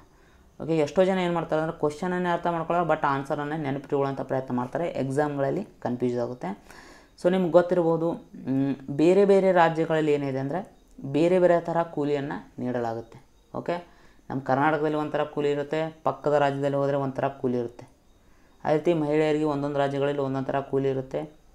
ಸೊ ಹೀಗಾಗಿ ರಾಷ್ಟ್ರ ಮಟ್ಟದಲ್ಲಿ ಒಂದೇ ದರದ ಕನಿಷ್ಠ ವೇತನವನ್ನು ನಿಗದಿಪಡಿಸಬೇಕು ಅನ್ನೋದಕ್ಕಾಗಿ ಏನು ಮಾಡಿದೆ ಅಂದರೆ ಕೇಂದ್ರ ಸರ್ಕಾರ ಒಂದು ತಜ್ಞರ ಗುಂಪನ್ನು ರಚನೆ ಮಾಡಿದೆ. ಅದರ ನೇತೃತ್ವವನ್ನು ವಹಿಸ್ಕೊಳ್ಳೋರು ಯಾರಪ್ಪ ಅಂದರೆ Ajit Mishra. Most important. Okay, ರೀಸೆಂಟಾಗಿ ಇತ್ತೀಚೆಗೆ ಸುದ್ದಿಯಲ್ಲಿರುವಂಥ ಅಜಿತ್ ಮಿಶ್ರಾ ಸಮಿತಿಯು ಯಾವುದಕ್ಕೆ ಸಂಬಂಧಿಸಿದೆ ಅಂತ ಪ್ರಶ್ನೆಯನ್ನು ಕೇಳಬಹುದು. ಅಜಿತ್ ಮಿಶ್ರಾ ಇವರು ಒಬ್ಬ ಆರ್ಥಿಕ ತಜ್ಞರಾಗಿದ್ದಾರೆ. ಓಕೆ, ಭಾರತದಲ್ಲಿ 5G ನೆಟ್ವರ್ಕ್ ಕುರಿತು ಪರಿಹಾರಗಳನ್ನು ಜಾರಿಗೆ ತರಲು ಈ ಕೆಳಗಿನವುಗಳಲ್ಲಿ ಯಾವುದು ಟಾಟಾ ಕನ್ಸಲ್ಟೆನ್ಸಿ ಸರ್ವಿಸಸ್ನೊಂದಿಗೆ ಸಹಭಾಗಿತ್ವವನ್ನು ಘೋಷಿಸಿದೆ? ಸೊ 5G ನೆಟ್ವರ್ಕ್ ಕುರಿತು ಪರಿಹಾರಗಳನ್ನು ಜಾರಿಗೆ ತರೋ ಅಂದರೆ ನಾವು 5G ನೆಟ್ವರ್ಕನ್ನು ನಮ್ಮ ದೇಶದಲ್ಲಿ ಇಂಪ್ಲಿಮೆಂಟ್ ಮಾಡಬೇಕಂದ್ರೆ ಏನಾದರೂ ಸಮಸ್ಯೆಗಳು ಬಂದೇ ಬರ್ತವೆ. ಅವುಗಳಿಗೆ ಯಾವ ರೀತಿ ಪರಿಹಾರಗಳನ್ನು ನಾವು ಕಂಡುಹಿಡಿಬೋದು ಅನ್ನೋ ಸಲುವಾಗಿ ಈ ಟಾಟಾ ಕನ್ಸಲ್ಟೆನ್ಸಿ ಸರ್ವಿಸ್ ಯಾವುದರೊಂದಿಗೆ ಸಹಭಾಗಿತ್ವವನ್ನು ಘೋಷಣೆ ಮಾಡಿದೆ ಅಂದರೆ ಸೊ ಭಾರತಿ ಏರ್ಟೆಲ್, ಅಂದರೆ ಏರ್ಟೆಲ್ ಕಂಪ್ನಿ. ಏರ್ಟೆಲ್ ಸಿಮ್ ಬಗ್ಗೆ ನೀವು ಕೇಳ್ತೀರ. ಅದೇ ರೀತಿ ಈ ರಿಲಯನ್ಸ್ ಜಿಯೋ ಮತ್ತು ಇಂಟೆಲ್ ಸರ್ವಿಸಸ್ ಏನು ಮಾಡಿದೆ ಅಂದರೆ ಭಾರತದಲ್ಲಿ 5G ಸರ್ವಿಸನ್ನು ಅನುಷ್ಠಾನಗೊಳಿಸೋಕ್ಕೆ ಒಪ್ಪಂದ ಅಥವಾ ಸಹಭಾಗಿತ್ವವನ್ನು ಘೋಷಣೆ ಮಾಡಿವೆ. Most important. ಓಕೆ, ದೇಶದ ಗ್ರಾಮೀಣ ಮತ್ತು ದೂರದ ಪ್ರದೇಶಗಳಲ್ಲಿ ಅಂದರೆ ರಿಮೋಟ್ ಏರಿಯಾಸ್, ಸೊ ಇಂಥ ಪ್ರದೇಶಗಳಲ್ಲಿ ಕರೋನಾ ವ್ಯಾಕ್ಸಿನೇಷನ್ ಬಗ್ಗೆ ಜಾಗೃತಿ ಮೂಡಿಸಲು ಈ ಕೆಳಗಿನ ಯಾವ ಅಭಿಯಾನವನ್ನು ಪ್ರಾರಂಭಿಸಲಾಗಿದೆ? ಓಕೆ, ಸೊ ಗ್ರಾಮೀಣ ಪ್ರದೇಶಗಳು ಮತ್ತು ದೂರದ ಪ್ರದೇಶಗಳು ಅಂದರೆ ಇಂಗ್ಲೀಷ್ನಲ್ಲಿ ರಿಮೋಟ್ ಏರಿಯಾಸ್ ಅಂದರೆ ಯಾವುದೇ ಹೆಚ್ಚಿನ ಸಂಪರ್ಕ ಇರಲ್ಲ ಅಥವಾ ರಸ್ತೆ ಸಂಪರ್ಕ ಸರಿಯಾಗಿರಲ್ಲ. ಸೊ ಇಂತಹ ಪ್ರದೇಶಗಳಲ್ಲೂ ಕೂಡ ನಾವು ಏನು ಮಾಡ್ಬೇಕಂದ್ರೆ ವ್ಯಾಕ್ಸಿನೇಷನ್ ಬಗ್ಗೆ ಜಾಗೃತಿಯನ್ನು ಮೂಡಿಸಬೇಕು ಅಂತ ಇತ್ತೀಚೆಗೆ ಮಿನಿಸ್ಟ್ರಿ ಆಫ್ ಮೈನಾರಿಟಿ ಅಫೇರ್ಸ್ ಅಂದರೆ ಮೈನಾರಿಟೀಸ್ ಅಂದರೆ ಅಲ್ಪಸಂಖ್ಯಾತ ವ್ಯವಹಾರಗಳ ಸಚಿವರು ಅಥವಾ ಸಚಿವಾಲಯ ಈ ಅಭಿಯಾನವನ್ನು ಜಾರಿಗೊಳಿಸಿದ. ಅಭಿಯಾನ ಯಾವುದಪ್ಪ ಅಂದರೆ ಜಾನ್ ಹೈ ತೋ ಜಹಾನ್ ಹೈ, ಅಂದರೆ if there is life then there is the world, ಅಂದರೆ ಜೀವವಿದ್ದರೆ ಜಗತ್ತು ಇದ್ದಂಗೆ ಅಂತ ಇದನ್ನು ನಾವು ಶಾರ್ಟಾಗಿ ಹೇಳ್ಬೋದು. ಓಕೆ, ಕೋವಿಡ್-19 ಲಸಿಕೆಗಳನ್ನು ಖರೀದಿಸಲು ಏಷ್ಯನ್ ಡೆವಲಪ್ಮೆಂಟ್ ಬ್ಯಾಂಕ್ ಈ ಕೆಳಗಿನ ಯಾವ ದೇಶಕ್ಕೆ $940 ಮಿಲಿಯನ್ ಅಮೇರಿಕನ್ ಡಾಲರ್ ಸಾಲ ಪ್ಯಾಕೇಜನ್ನು ನೀಡಲಿದೆ? Okay, so most important, Asian Development bank ADB bank Covid ಲಸಿಕೆಗಳನ್ನು ಖರೀದಿ ಮಾಡೋಕ್ಕೆ ಬಾಂಗ್ಲಾದೇಶಕ್ಕೆ ಒಟ್ಟಾರೆಯಾಗಿ $940 ಮಿಲಿಯನ್ ಅಮೇರಿಕನ್ ಡಾಲರ್ ಸಾಲವನ್ನು ಘೋಷಣೆ ಮಾಡಿದೆ. ಓಕೆ, ಸೊ ಅದೇ ರೀತಿ ಏಷ್ಯನ್ ಡೆವಲಪ್ಮೆಂಟ್ ಬ್ಯಾಂಕ್ನ ಒಂದು ಕಾರ್ಯಕ್ರಮ ಕೂಡ ಇದೆ, ಅದಂದರೆ AP ವ್ಯಾಕ್ಸ್ ಅಂತ.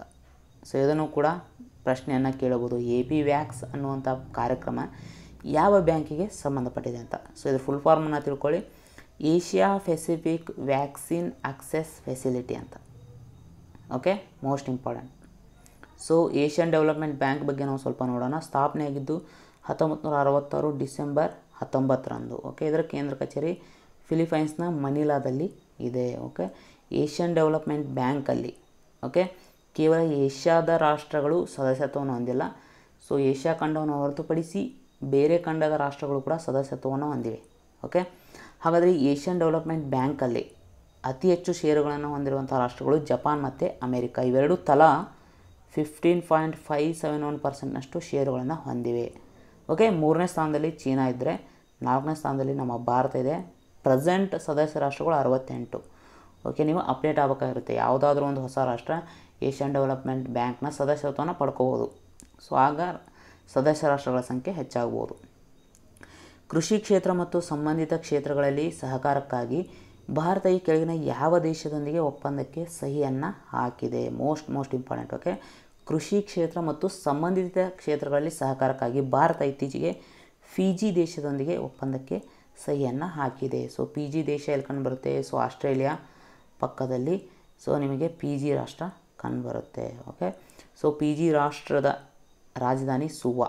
ಎಕ್ಸಾಮಲ್ಲಿ ಕೇಳುವಂಥ ಚಾನ್ಸ್ ಇದೆ. ಕರೆನ್ಸಿ ಯಾವುದಂದರೆ ಫಿಜಿಯನ್ ಡಾಲರ್. ಓಕೆ, 2030 ವೇಳೆಗೆ ಕನಿಷ್ಠ 100 ತೀವ್ರ ಅಳಿವಿನಂಚಿನಲ್ಲಿರುವ ಕಪ್ಪು ಸಾಫ್ಟ್ ಶೆಲ್ ಆಮೆಗಳನ್ನು ಅಂದರೆ ಬ್ಲ್ಯಾಕ್ ಸಾಫ್ಟ್ ಶೆಲ್ ಟರ್ಟಲ್ಸನ್ನು ಬೆಳೆಸಲು ಈ ಕೆಳಗಿನ ಯಾವ ರಾಜ್ಯದ ಅರಣ್ಯ ಇಲಾಖೆ ಗುರಿಯನ್ನು ಹಾಕಿಕೊಂಡಿದೆ? ಸೊ ಕೆಲವೊಮ್ಮೆ ಪ್ರಶ್ನೆಗಳಲ್ಲಿ ನಾವು ಹೆಚ್ಚು ಅಂಶಗಳನ್ನು ಗುರುತಿಸ್ಬೋದು ಎಕ್ಸಾಮ್ಗೆ ಸಂಬಂಧಪಟ್ಟಂತೆ. ಸೊ ಈ ಪ್ರಶ್ನೆಯಲ್ಲಿ ನಾವು ಏನನ್ನು ಗುರುತಿಸ್ಬೋದು? Black soft shell turtle. Okay, so IUCN red data book ಇರುತ್ತೆ. ಓಕೆ, ಸೊ ಅದರ ಪ್ರಕಾರ black soft shell turtle present ಅದನ್ನು ಯಾವ ಪಟ್ಟಿಯಲ್ಲಿ ಸೇರಿಸಿದೆ?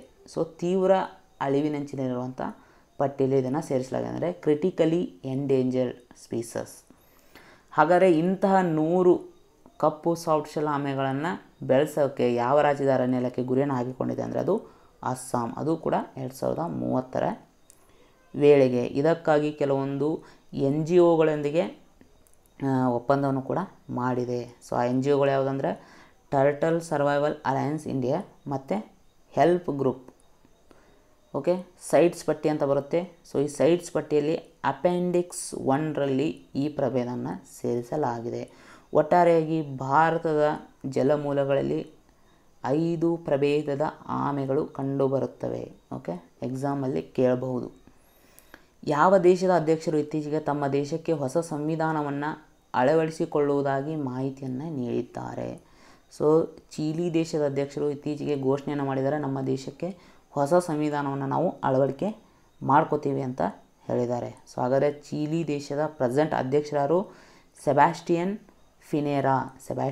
ಫಿನೇರಾ ಅವರು. ಓಕೆ, ಸೊ ಈ ಚೀಲಿ ದೇಶ ಸ್ವತಂತ್ರ ಆದ ಟೈಮಲ್ಲಿ ಇದ್ದಂತಹ ಸರ್ವಾಧಿಕಾರಿ ಅಥವಾ ಅಧ್ಯಕ್ಷರಾರು ಅಗಸ್ಟೋ ಪಿನೋಚೆಟ್ ಅವರು.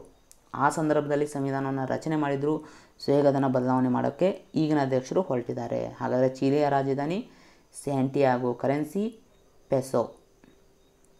ಸುಮಾರು 583 ಕೋಟಿ ರೂಪಾಯಿ ವೆಚ್ಚದಲ್ಲಿ ಸಾಗರ ರಕ್ಷಣಾ ಪಡೆಗಾಗಿ ಎಷ್ಟು ಮಾಲಿನ್ಯ ನಿಯಂತ್ರಣ ಹಡಗುಗಳನ್ನು ಅಂದರೆ ಪೊಲ್ಯೂಷನ್ ಕಂಟ್ರೋಲ್ ವೆಸಲ್ಸನ್ನು ನಿರ್ಮಿಸಲು ರಕ್ಷಣಾ ಸಚಿವಾಲಯ ಗೋವಾ ಶಿಪ್ಯಾರ್ಡ್ ಲಿಮಿಟೆಡ್ನೊಂದಿಗೆ ಒಪ್ಪಂದಕ್ಕೆ ಸಹಿಯನ್ನು ಹಾಕಿದೆ? ಅಂದರೆ ಒಟ್ಟಾರೆಯಾಗಿ 2 ಪೊಲ್ಯೂಷನ್ ಕಂಟ್ರೋಲ್ ವೆಸಲ್ಗಳನ್ನು ನಿರ್ಮಾಣ ಮಾಡೋಕ್ಕೆ ರಕ್ಷಣಾ ಸಚಿವಾಲಯ ಗೋವಾ ಶಿಪ್ಯಾರ್ಡ್ ಲಿಮಿಟೆಡ್ನೊಂದಿಗೆ ಒಪ್ಪಂದಕ್ಕೆ ಸಹಿಯನ್ನು ಹಾಕಿದೆ. ಸೊ 1ನೇದು 2024 ವೇಳೆಗೆ ರೆಡಿ ಆದರೆ 2ನೇದು 2025 ವೇಳೆಗೆ ರೆಡಿ ಆಗಲಿದೆ. ಆ್ಯಟ್ ಪ್ರೆಸೆಂಟ್ ಒಟ್ಟಾರೆಯಾಗಿ ಒಟ್ಟು 3 ಪೊಲ್ಯೂಷನ್ ಕಂಟ್ರೋಲ್ ವೆಸಲ್ಸ್ ಅಂದರೆ ಮಾಲಿನ್ಯ ನಿಯಂತ್ರಕ ಹಡಗುಗಳು ಇವೆ. ಎಲ್ಲೆಲ್ಲಂದರೆ ಒಂದು ಮುಂಬೈಯಲ್ಲಿ, ಇನ್ನೊಂದು ವಿಶಾಖಪಟ್ಟಣದಲ್ಲಿ, ಮತ್ತೊಂದು ಗುಜರಾತ್ನ ಪೋರ್ಬಂದರ್ನಲ್ಲಿ.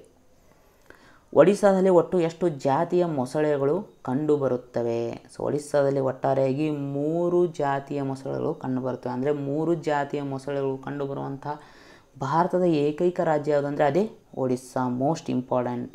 even IAS ಅಥವಾ KS ಅಲ್ಲೂ ಕೂಡ ಕೇಳಬಹುದು. ಆ 3 ಜಾತಿಯ ಮೊಸಳೆಗಳು ಇಲ್ಲಿ ಚಿತ್ರದಲ್ಲಿ ನಾನು ಕೊಟ್ಟಿದ್ದೇನೆ. ಒಂದು ಗೇರಿಯಲ್ ಮೊಸಳೆಗಳು, ಮಗ್ಗರ್ ಮೊಸಳೆಗಳು, ಇನ್ನೊಂದು ಎಸ್ಚುರಿಯನ್ ಅಥವಾ ಸಾಲ್ಟ್ ವಾಟರ್ ಮೊಸಳೆಗಳು. ಸೊ 3 ವಿಧದ ಮೊಸಳೆಗಳು ಕಂಡುಬರುವಂಥ ಏಕೈಕ ಭಾರತೀಯ ರಾಜ್ಯ ಸೊ ಅದು ಒಡಿಸ್ಸಾ. ಓಕೆ, ಹಾಗಾದರೆ ಈ ಪ್ರಮುಖವಾಗಿ ಈ ಗೇರಿಯಲ್ಸ್ ಜಾತಿಯ ಮೊಸಳೆಗಳು ಸೊ ಏನು ಉದ್ದನೆ ಮೂತಿ ಥರ ಹೊಂದಿವೆ, ಇವು ಪ್ರಮುಖವಾಗಿ ಒಡಿಸ್ಸಾದಲ್ಲಿ ಎಲ್ಲಿ ಕಂಡುಬರ್ತವೆ ಅಂದರೆ ಮಹಾನದಿಯ ಸಾತ್ಕೋಶಿಯಾ ಏರಿಯಾದಲ್ಲಿ.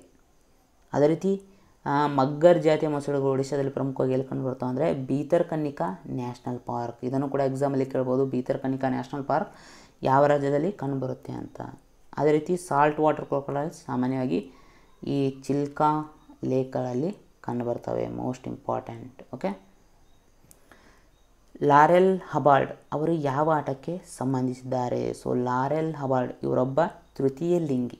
ಸೊ ಇವರು ಮಾಡಿದಂಥ ಸಾಧನೆ ಏನಪ್ಪ ಅಂದರೆ ಸೊ ಏನು ಈಗ 2021ರಲ್ಲಿ ಓಕೆ ಜಪಾನಿನ ಟೋಕಿಯೋದಲ್ಲಿ ಏನು ಒಲಿಂಪಿಕ್ಸ್ ನಡೆಯಲಿದೆ ಸೊ ಅದಕ್ಕೆ ಅರ್ಹತೆ ಪಡೆದಂತಹ ಮೊದಲ ತೃತೀಯ ಲಿಂಗಿ ವ್ಯಕ್ತಿ ಇವರಾಗಿದ್ದಾರೆ. ಇವರು ನ್ಯೂಜಿಲೆಂಡ್ ದೇಶದವರು. ಸೊ ಇವರು ಯಾವ ಕ್ರೀಡೆಗೆ ಸಂಬಂಧಪಟ್ಟಿದ್ದಾರೆ ಅಂದರೆ ನೀವು ಚಿತ್ರದಲ್ಲೇ ನೋಡಿ ಕಂಡುಹಿಡ್ಬೋದು, ಭಾರ ಎತ್ತುವಿಕೆ ಅಥವಾ ವೇಟ್ ಲಿಫ್ಟಿಂಗ್. ಇತ್ತೀಚೆಗೆ WTA ಪ್ರಶಸ್ತಿಯನ್ನು ಗೆದ್ದ ಮೊದಲ ಅರಬ್ ಮಹಿಳೆ ಎಂಬ ಹೆಗ್ಗಳಿಕೆಗೆ ಯಾರು ಪಾತ್ರರಾಗಿದ್ದಾರೆ? ಸೊ WTA ಅಂದರೆ ವುಮೆನ್ಸ್ ಟೆನ್ನಿಸ್ ಅಸೋಸಿಯೇಷನ್ ವರ್ಲ್ಡ್ ಚಾಂಪಿಯನ್ಶಿಪ್ಪನ್ನು ಗೆದ್ದಂತಹ ಮೊದಲ ಅರಬ್ ಮಹಿಳೆ ಯಾರಂದರೆ ಆನ್ಸ್ ಜಬೂರ್. ಓಕೆ, ಇವರು ಟುನೀಷಿಯಾ ದೇಶದವರು. ಸೊ ಇವರು ರಷ್ಯಾದ ಡೇರಿಯಾ ಕಸಾತ್ಕಿನಾ ಅವರನ್ನು ಸೋಲಿಸ್ತಾರೆ. ಓಕೆ. ವಿಶ್ವದ ಮೊದಲ ತಳೀಯವಾಗಿ ಮಾರ್ಪಡಿಸಿದ ಅಂದರೆ ಜೆನೆಟಿಕಲಿ ಮಾಡಿಫೈಡ್ ರಬ್ಬರ್ ತೋಟವನ್ನು ಯಾವ ನಗರದ ಹೊರವಲಯದಲ್ಲಿ ನೆಡಲಾಯಿತು? ಓಕೆ. ವಿಶ್ವದ ಮೊಟ್ಟ ಮೊದಲ ಜೆನೆಟಿಕಲಿ ಮಾಡಿಫೈಡ್ ರಬ್ಬರ್ ತಳಿ. ಸೊ ಇದನ್ನು ತೋಟನ ಮಾಡಿದ್ದಾರೆ. ಅದೆಲ್ಲಿ ಅಂದರೆ ಗೌಹಾಟಿಯಲ್ಲಿ. ಓಕೆ. ಸೊ ಹಾಗಾದರೆ ಇದನ್ನು ಅಭಿವೃದ್ಧಿಪಡಿಸಿದವರು ಕೂಡ ಯಾರಂತ ಪ್ರಶ್ನೆಯನ್ನು ಕೇಳಬಹುದು. ಕೇರಳದ ಕೊಟ್ಟಾಯಂನಲ್ಲಿರುವಂಥ Rubber Research Institute of India. Okay. Rubber Research Institute of India ಅಂದರೆ ಭಾರತೀಯ ರಬ್ಬರ್ ಸಂಶೋಧನಾ ಕೇಂದ್ರ ಎಲ್ಲಿದೆ ಅಂದರೆ ಕೇರಳದ ಕೊಟ್ಟಾಯಂನಲ್ಲಿದೆ. ಅವರು ಇದನ್ನು ಅಭಿವೃದ್ಧಿಪಡಿಸಿದ್ದಾರೆ.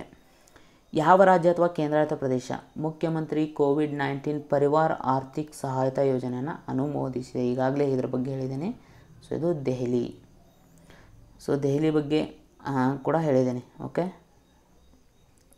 ಯಾವ ರಾಜ್ಯವು ಬುಡಕಟ್ಟು ರೈತರಿಗೆ ಗೊಬ್ಬರ ಬೀಜ ನೆರವು ನೀಡಲು 31 ಕೋಟಿ ರೂಪಾಯಿ ವೆಚ್ಚದಲ್ಲಿ ಕೃಷಿ ವೈವಿಧ್ಯೀಕರಣ ಯೋಜನೆ 2021 ಪ್ರಾರಂಭಿಸಿದೆ? ಅಗ್ರಿಕಲ್ಚರಲ್ ಡೈವರ್ಸಿಫಿಕೇಷನ್ ಸ್ಕೀಮನ್ನು ಪ್ರಾರಂಭ ಮಾಡಿದಂಥ ರಾಜ್ಯ ಯಾವುದಂದರೆ ಅದು ಗುಜರಾತ್. ಓಕೆ. ಸೊ ಗುಜರಾತ್ನ CM ಯಾರು? ವಿಜಯ್ ರೂಪಾನಿ ಅವರು. ಸೊ ಇದನ್ನು ಲಾಂಚ್ ಮಾಡಿದ್ದಾರೆ, ಅಂದರೆ ಕಂಪ್ಯೂಟರ್ನ ಮೂಲಕ ಲಾಂಚ್ ಮಾಡಿದ್ದಾರೆ. ಸೊ ಈ ಯೋಜನೆ ಅಡಿ ಏನು ಮಾಡ್ತಾರೆ ಅಂದರೆ 45 kg ಯೂರಿಯಾ ಗೊಬ್ಬರ, 50 kg NPK ಗೊಬ್ಬರ ಮತ್ತು 50 kg ಅಮೋನಿಯಂ ಸಲ್ಫೇಟ್ ಗೊಬ್ಬರವನ್ನು ನೀಡಲಾಗುತ್ತೆ. ಓಕೆ. ಸೊ ಗುಜರಾತ್ ಬಗ್ಗೆ ಸ್ವಲ್ಪ ನೋಡೋಣ.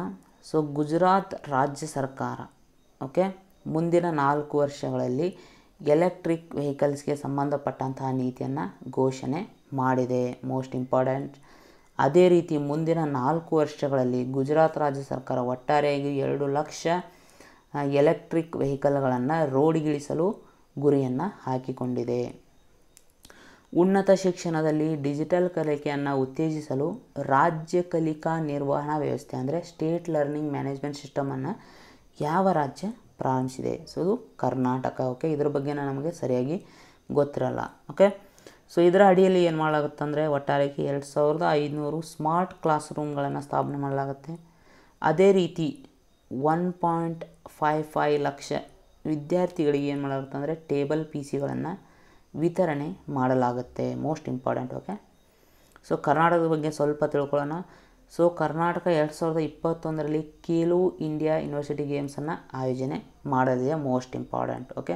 ಅದೇ ರೀತಿ ರೀಸೆಂಟಾಗಿ ರೈಲ್ವೆ ಸಚಿವಾಲಯ ಕರ್ನಾಟಕದ ಹುಬ್ಬಳ್ಳಿಯಲ್ಲಿ ಏನು ಮಾಡಿದೆ ಅಂದರೆ ಹುಬ್ಬಳ್ಳಿ ರೈಲ್ವೆ ಸ್ಟೇಷನ್ ಬಳಿ ಏನು ಮಾಡಿದೆ ಅಂದರೆ ರೈಲ್ವೆ ಮ್ಯೂಸಿಯಮನ್ನು ಉದ್ಘಾಟನೆ ಮಾಡಿತ್ತು. ಅದೇ ರೀತಿ ಕರೋನಾ ಟೈಮಲ್ಲಿ ಕರ್ನಾಟಕ ರಾಜ್ಯ ಸರ್ಕಾರ ಒಂದು ಅಪ್ಲಿಕೇಶನನ್ನು ಹೊರತಂದಿತ್ತು, ಅದೇ ಆಪ್ತ ಮಿತ್ರ. ಓಕೆ. ಅದೇ ರೀತಿ ಜನಸೇವಕ ಯೋಜನೆ. ಸೊ ಇದು ಕೂಡ ಸುದ್ದಿಯಲ್ಲಿದೆ. ಇದು ಯಾವ ರಾಜ್ಯಕ್ಕೆ ಸಂಬಂಧಪಟ್ಟಿದೆ ಅಂದರೆ ಕರ್ನಾಟಕ. ಅಂದರೆ ಮನೆ ಬಾಗಿಲಿಗೆ ಸರ್ಕಾರಿ ಸೇವೆಗಳನ್ನು ತಲುಪಿಸುವಂಥ ಉದ್ದೇಶವನ್ನು ಈ ಯೋಜನೆ ಹೊಂದಿದೆ. 16 ಸದಸ್ಯರ ಒಲಿಂಪಿಕ್ ಪುರುಷರ ಹಾಕಿ ತಂಡದ ನಾಯಕನಾಗಿ ಹಾಕಿ ಇಂಡಿಯಾ ಯಾರನ್ನು ಹೆಸರಿಸಿದೆ? ಓಕೆ. ಸೊ ಒಲಿಂಪಿಕ್ ನಡಿಬೇಕು ಎಲ್ಲಿ? ಜಪಾನಿನ ಟೋಕಿಯೋದಲ್ಲಿ. ಸೊ ಅಲ್ಲಿ ಭಾರತದ ಹಾಕಿ ತಂಡ ಭಾಗವಹಿಸಲಿದೆ. ಒಟ್ಟಾರೆಯಾಗಿ 16 ಜನರನ್ನು ಆಯ್ಕೆ ಮಾಡಲಾಗಿದೆ. ಸೊ 16 ಜನರ ತಂಡದ ನೇತೃತ್ವವನ್ನು ವಹಿಸ್ಕೊಳ್ಳೋರು ಯಾರು ಅಂದರೆ ಕ್ಯಾಪ್ಟನ್ ಯಾರಪ್ಪ ಅಂದರೆ ಮನ್ಪ್ರೀತ್ ಸಿಂಗ್ ಅವರು. ಓಕೆ. ಈ ಬಾರಿಯ ಭಾರತದ ಅಧಿಕೃತ ಒಲಿಂಪಿಕ್ ಥೀಮ್ ಸಾಂಗನ್ನು ರಚಿಸಿದವರು ಯಾರು? ಸೊ ಭಾರತದ ಅಧಿಕೃತ ಒಲಿಂಪಿಕ್ ಥೀಮ್ ಸಾಂಗನ್ನು ಮೋಹಿತ್ ಚೌಹಾನ್ ಅವರು ರಚನೆ ಮಾಡಿದ್ದಾರೆ. ಅದರ ಹೆಸರು ಏನಪ್ಪ ಅಂದರೆ ಲಕ್ಷ್ಯ ತೇರಾ ಸಾಮ್ನೆ ಹೈ, ಅಂದರೆ ಗಮನವು ನಿಮ್ಮ ಮುಂದೆ ಇದೆ. ಮುಂಬರುವ ಟೋಕಿಯೋ ಒಲಿಂಪಿಕ್ಸ್ನಲ್ಲಿ ಚಿನ್ನದ ಪದಕ ಗೆಲ್ಲುವ ರಾಜ್ಯದ ಕ್ರೀಡಾಪಟುಗಳಿಗೆ ಹರಿಯಾಣ ಸರ್ಕಾರ ಎಷ್ಟು ರೂಪಾಯಿ ನಗದನ್ನು ನೀಡಲಿದೆ? ಸೊ ಅಂದರೆ ಟೋಕಿಯೋದಲ್ಲಿ ಒಲಿಂಪಿಕ್ ಏನು ನಡೆಯುತ್ತೆ ಅಲ್ಲಿ ಏನಾದರೂ ಚಿನ್ನದ ಪದಕವನ್ನು ಗೆದ್ದರೆ ಹರಿಯಾಣ ಸರ್ಕಾರ ಒಟ್ಟಾರೆಯಾಗಿ 6 ಕೋಟಿ ರೂಪಾಯಿಯನ್ನು ಕೊಡುತ್ತೆ. ಒಂದೇಳೆ ಬೆಳ್ಳಿ ಪದಕ ಗೆದ್ದರೆ 4 ಕೋಟಿ ರೂಪಾಯಿ, ಕಂಚಿನ ಪದಕ ಗೆದ್ದರೆ 2.5 ಕೋಟಿ ರೂಪಾಯಿಯನ್ನು ನೀಡುತ್ತೆ. ಸೊ ಹರಿಯಾಣದ ಬಗ್ಗೆ ನಾವು ಸ್ವಲ್ಪ ನೋಡೋದಾದರೆ, ಸೊ ರೀಸೆಂಟಾಗಿ ಏನು ಮಾಡಿತ್ತು ಅಂದರೆ ಹರಿಯಾಣ ರಾಜ್ಯ ಸರ್ಕಾರ ಒಂದು ಬಿಲ್ಲನ್ನು ಪರಿಚಯಿಸಿತ್ತು. ಸೊ ಆ ಬಿಲ್ನ ಪ್ರಕಾರ ಏನಂದರೆ ಪಂಚಾಯಿತಿ ಮೆಂಬರ್ಗಳು ಏನಾದರೂ ಸರಿಯಾಗಿ ಕೆಲಸವನ್ನು ಮಾಡಿದರೆ ಸೊ ಅವರ ಸ್ಥಾನದಿಂದ ಅಂದರೆ ಅವರ ಸದಸ್ಯತ್ವದಿಂದ ಹಿಂದಕ್ಕೆ ಕರೆಸಿಕೊಳ್ಳುವಂಥ ಒಂದು ಬಿಲ್ಲನ್ನು ಹರಿಯಾಣ ರಾಜ್ಯ ಸರ್ಕಾರ ಮಂಡಿಸಿತ್ತು. ಮೋಸ್ಟ್ ಇಂಪಾರ್ಟೆಂಟ್ ಇದೆ. ಓಕೆ, ಅದೇ ರೀತಿ ರೀಸೆಂಟಾಗಿ ಇಂಡಿಯಾ ಇಂಡೆಕ್ಸ್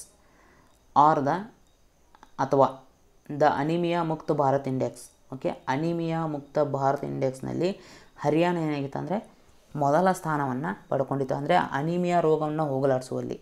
ಸೊ ಹರಿಯಾಣ ಪ್ರಥಮ ಸ್ಥಾನವನ್ನು ಪಡ್ಕೊಂಡಿತ್ತು. ಅದೇ ರೀತಿ 2021ರಲ್ಲಿ ಸೊ ಖೇಲೋ ಇಂಡಿಯಾ ಯೂತ್ ಗೇಮ್ಸನ್ನು ಆಯೋಜನೆ ಮಾಡಲಿರುವಂತಹ ರಾಜ್ಯ ಯಾವುದಂದರೆ ಅದು ಹರಿಯಾಣ. ಕನ್ಫ್ಯೂಷನ್ ಆಗಬೇಡಿ, ಕರ್ನಾಟಕದಲ್ಲಿ ಖೇಲೋ ಇಂಡಿಯಾ ಯೂತ್ ಯೂನಿವರ್ಸಿಟಿ ಗೇಮ್ಸನ್ನು ಆಯೋಜನೆ ಮಾಡುತ್ತೆ. ಓಕೆ, ಇದು ಹರಿಯಾಣ ಖೇಲೋ ಇಂಡಿಯಾ ಯೂತ್ ಗೇಮ್ಸನ್ನು ಆಯೋಜನೆ ಮಾಡುತ್ತೆ. ಅದೇ ರೀತಿ ಸಂಜೀವಿನಿ ಪರಿಯೋಜನಾ, ಸೊ ಇದೊಂದು ಕಾರ್ಯಕ್ರಮ. ಸೊ ಇದನ್ನು ಯಾವ ರಾಜ್ಯಕ್ಕೆ ಸಂಬಂಧಪಟ್ಟಿದೆ ಅಂದರೆ ಹರಿಯಾಣ. ಓಕೆ, ಅಂದರೆ ವೈದ್ಯಕೀಯ ಸೇವೆಗಳನ್ನು ಗ್ರಾಮೀಣ ಪ್ರದೇಶಗಳಿಗೆ ವಿಸ್ತರಣೆ ಮಾಡುವಂಥ ಒಂದು ಕಾರ್ಯಕ್ರಮ ಇದಾಗಿದೆ, ಸಂಜೀವನಿ ಪರಿಯೋಜನಾ. ಸೊ ಹರಿಯಾಣ ರಾಜ್ಯ ಸರ್ಕಾರಕ್ಕೆ ಸಂಬಂಧಿಸಿದೆ.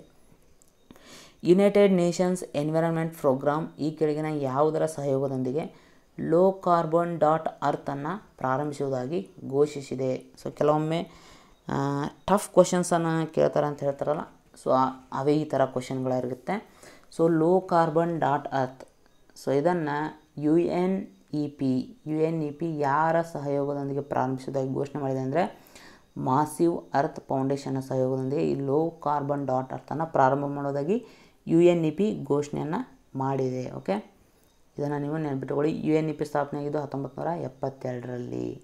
ಓಕೆ, 1972ರಲ್ಲಿ ಸ್ವೀಡನ್ನ ಸ್ಟಾಕ್ ಹೋಮಲ್ಲಿ ಮೊಟ್ಟ ಮೊದಲ ಮಾನವ ಪರಿಸರ ಸಮ್ಮೇಳನ ನಡೆಯುತ್ತೆ. ಸೊ ಅದರ ಅಂಗವಾಗಿ ನಾವು ಜೂನ್ 5 ಏನು ಮಾಡ್ತೀವಿ ಅಂದರೆ ವಿಶ್ವ ಪರಿಸರ ದಿನವನ್ನಾಗಿ ಆಚರಣೆ ಮಾಡ್ತೀವಿ. ಸೊ UNEPಯ ಕೇಂದ್ರ ಕಚೇರಿ ಕೆನ್ಯಾದ ರಾಜಧಾನಿಯಾದಂತಹ ನೈರೋಬಿಯಲ್ಲಿ ಇದೆ. ಯಾವ ದೇಶದ ಮುಂದಿನ ರಾಯಭಾರಿಯಾಗಿ ಎಲ್ ಪ್ರಶಾಂತ್ ಪೈಸ್ ಅವರನ್ನು ನೇಮಿಸಲಾಗಿದೆ? ಎಲ್ ಪ್ರಶಾಂತ್ ಪೈಸ್ ಅವರನ್ನು ಇರಾಕ್ನ ಮುಂದಿನ ರಾಯಭಾರಿಯನ್ನಾಗಿ ನೇಮಕ ಮಾಡಲಾಗಿದೆ. ಪ್ರೆಸೆಂಟ್ ಇರಾಕ್ನ ರಾಯಭಾರಿ ಬಿರೇಂದ್ರ ಸಿಂಗ್ ಯಾದವ್ ಅವರು ಇದ್ದಾರೆ. ಸೊ ಇರಾಕ್ನ ರಾಜಧಾನಿ ಬಾಗ್ದಾದ್, ಕರೆನ್ಸಿ ಇರಾಕಿ ದಿನಾರ್ ಇದರ ಕರೆನ್ಸಿ. ಈ ಕೆಳಗಿನವುಗಳಲ್ಲಿ ಯಾವ ದೇಶದಲ್ಲಿ ನ್ಯಾನೋ ಯೂರಿಯಾ ದ್ರವ ಉತ್ಪಾದನಾ ಘಟಕವನ್ನು ಇಫ್ಕೋ ಸ್ಥಾಪಿಸಲಿದೆ? ನಿಮಗೆ ಯಾವಾಗಲೂ ಗೊತ್ತಿದೆ, ಇಫ್ಕೋ ವಿಶ್ವದಲ್ಲಿ ಮೊಟ್ಟ ಮೊದಲ ದ್ರವ ನ್ಯಾನೋ ಯೂರಿಯಾವನ್ನು ಕಂಡುಹಿಡಿದಿತ್ತು. ಓಕೆ, ಸೊ ಇದನ್ನು ನಾವು ಕೃಷಿಕರು ಯೂರಿಯಾ ಗೊಬ್ಬರದ ಬದಲಿಗೆ ಇದನ್ನು ಬಳಕೆ ಮಾಡ್ಬೋದು. ಓಕೆ, ಆದರೆ ಖರ್ಚು ಕೂಡ ಬಹಳಷ್ಟು ಕಡಿಮೆ ಇತ್ತು.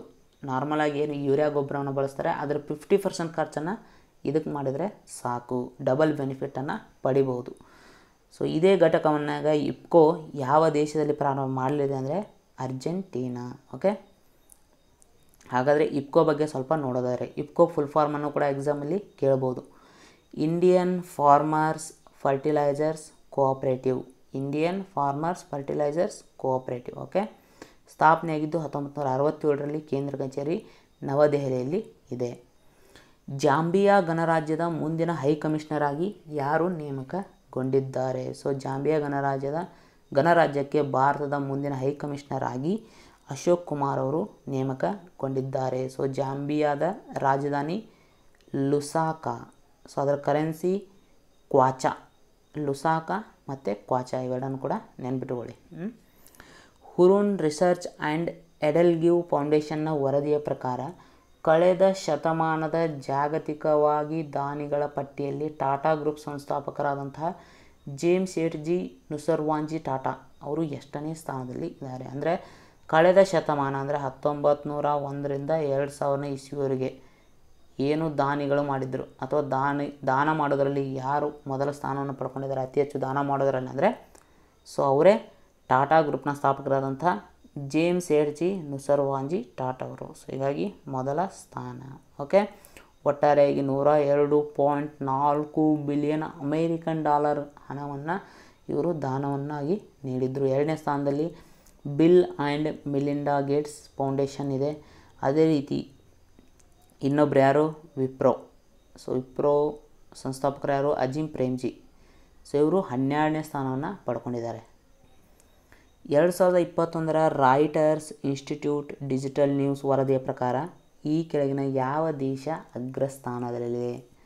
ಓಕೆ, ಈ ರ್ಯಾಂಕಿಂಗನ್ನು ಯಾವ ರೀತಿ ಆಧಾರ ಮೇಲೆ ನೀಡ್ತಾರೆ ಅಂದರೆ ಸೊ ಜನರು ಬರುವಂಥ ನ್ಯೂಸ್ಗಳನ್ನು ಎಷ್ಟು ಪರ್ಸೆಂಟೇಜ್ ನಂಬ್ತಾರೆ ಅನ್ನೋದರ ಆಧಾರದ ಮೇಲೆ ರ್ಯಾಂಕಿಂಗನ್ನು ನೀಡಲಾಗುತ್ತೆ. ಇದರ ಪ್ರಕಾರ ಯಾವ ದೇಶ ಮೊದಲ ಸ್ಥಾನದಲ್ಲಿದೆ ಅಂದರೆ ಫಿನ್ಲ್ಯಾಂಡ್. ಅಂದರೆ ಫಿನ್ಲ್ಯಾಂಡ್ನಲ್ಲಿ ಏನು ಟಿ ವಿಗಳಲ್ಲಿ ದೃಶ್ಯ ಮಾಧ್ಯಮಗಳಲ್ಲಿ ನ್ಯೂಸ್ ಪ್ರಸಾರ ಆಗ್ತವೆ, ಹೆಚ್ಚು ಜನರು ಅವುಗಳನ್ನು ನಂಬ್ತಾರೆ. ಅಂದರೆ ನಂಬಿಕೆಗೆ ಅರ್ಹ ಅಂತ ಅರ್ಥ ಬರುವಂಥ ನ್ಯೂಸ್ಗಳು. ಓಕೆ, ಅದೇ ರೀತಿ ನಮ್ಮ ದೇಶದಲ್ಲಿ ಬರುವಂಥ ನ್ಯೂಸ್ಗಳು ಎಷ್ಟೋ ಸಾರಿ ನಂಬಿಕೆ ಅರ್ಹನೇ ಇರೋಲ್ಲ, ಅದರ ಸತ್ಯಾಸತ್ಯತೆಯನ್ನು ತಿಳ್ಕೊಂಡಿರಲ್ಲ, ಬಟ್ ನ್ಯೂಸನ್ನು ಪ್ರಸಾರ ಮಾಡ್ತಾ ಇರ್ತವೆ ನ್ಯೂಸ್ ಚಾನಲ್ಗಳು. ಓಕೆ, ಹೀಗಾಗಿ ನಮ್ಮ ಇಂಡಿಯಾ ಒಟ್ಟಾರೆ 46 ದೇಶಗಳಲ್ಲಿ 31ನೇ ಸ್ಥಾನವನ್ನು ಪಡ್ಕೊಂಡಿದೆ. ಓಕೆ, ಏನು ನ್ಯೂಸ್ಗಳು ಪ್ರಸಾರ ಆಗ್ತವೆ ಬಹಳಷ್ಟು ಜನ ಏನಂದರೆ ನಂಬಲ್ಲ ನಮ್ಮ ದೇಶದಲ್ಲಿ, ಅಂದರೆ ನಂಬಿಕೆಗೆ ಅರ್ಹ ಇಲ್ಲ ಆ ನ್ಯೂಸ್ಗಳು. ಓಕೆ, ಹಾಗಾದರೆ ಫಿನ್ಲ್ಯಾಂಡ್ನ ರಾಜಧಾನಿ ಹೆಲ್ಸಿಂಕಿ. ಸೊ ಫಿನ್ಲ್ಯಾಂಡ್ನ ಕರೆನ್ಸಿ ಯಾವುದಂದರೆ ಯೂರೋ.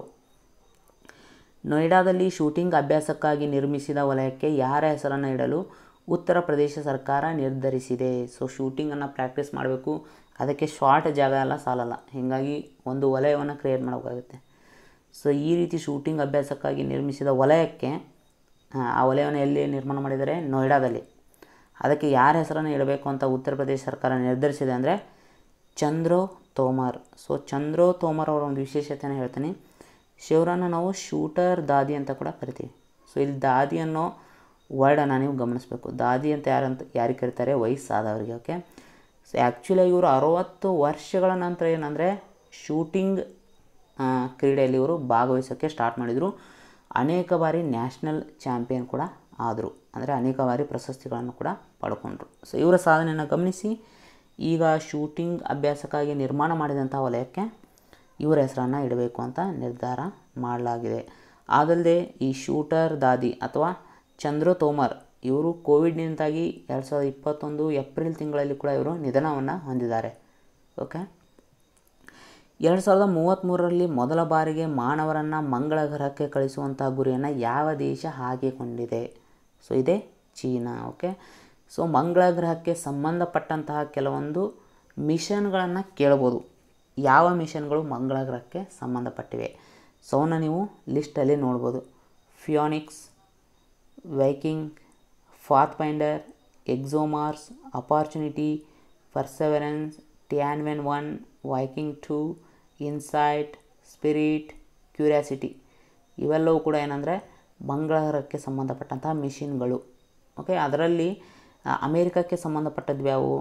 ಸೊ ಪರ್ಸೆವೆರೆನ್ಸ್ ಆಗಿರ್ಬೋದು, ಕ್ಯೂರಿಯಾಸಿಟಿ, ಇನ್ಸೈಟ್.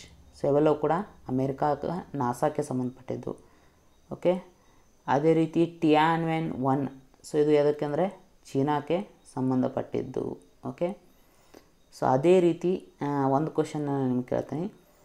ಸೊ ಈ ಫಿಯಾನಿಕ್ಸ್ ಅನ್ನುವಂತಹ ಮಂಗಳ ಯೋಜನೆ ಯಾವ ದೇಶಕ್ಕೆ ಸಂಬಂಧಿಸಿದೆ? ಸೊ ನಿಮ್ಮ ಉತ್ತರವನ್ನು ಕಮೆಂಟ್ ಬಾಕ್ಸಲ್ಲಿ ಕಮೆಂಟ್ ಮಾಡಿ. ಯಾವ ದಕ್ಷಿಣ ರಾಜ್ಯದಲ್ಲಿ ಕರಾವಳಿ ವಲಯ ನಿರ್ವಹಣಾ ಪ್ರಾಧಿಕಾರವನ್ನು ಅಂದರೆ ಕೋಸ್ಟಲ್ ಝೋನ್ ಮ್ಯಾನೇಜ್ಮೆಂಟ್ ಅಥಾರಿಟಿಯನ್ನು ಸ್ಥಾಪನೆ ಮಾಡೋಕ್ಕೆ ಕೇಂದ್ರ ಸರ್ಕಾರ ಸೂಚನೆಯನ್ನು ನೀಡಿದೆ?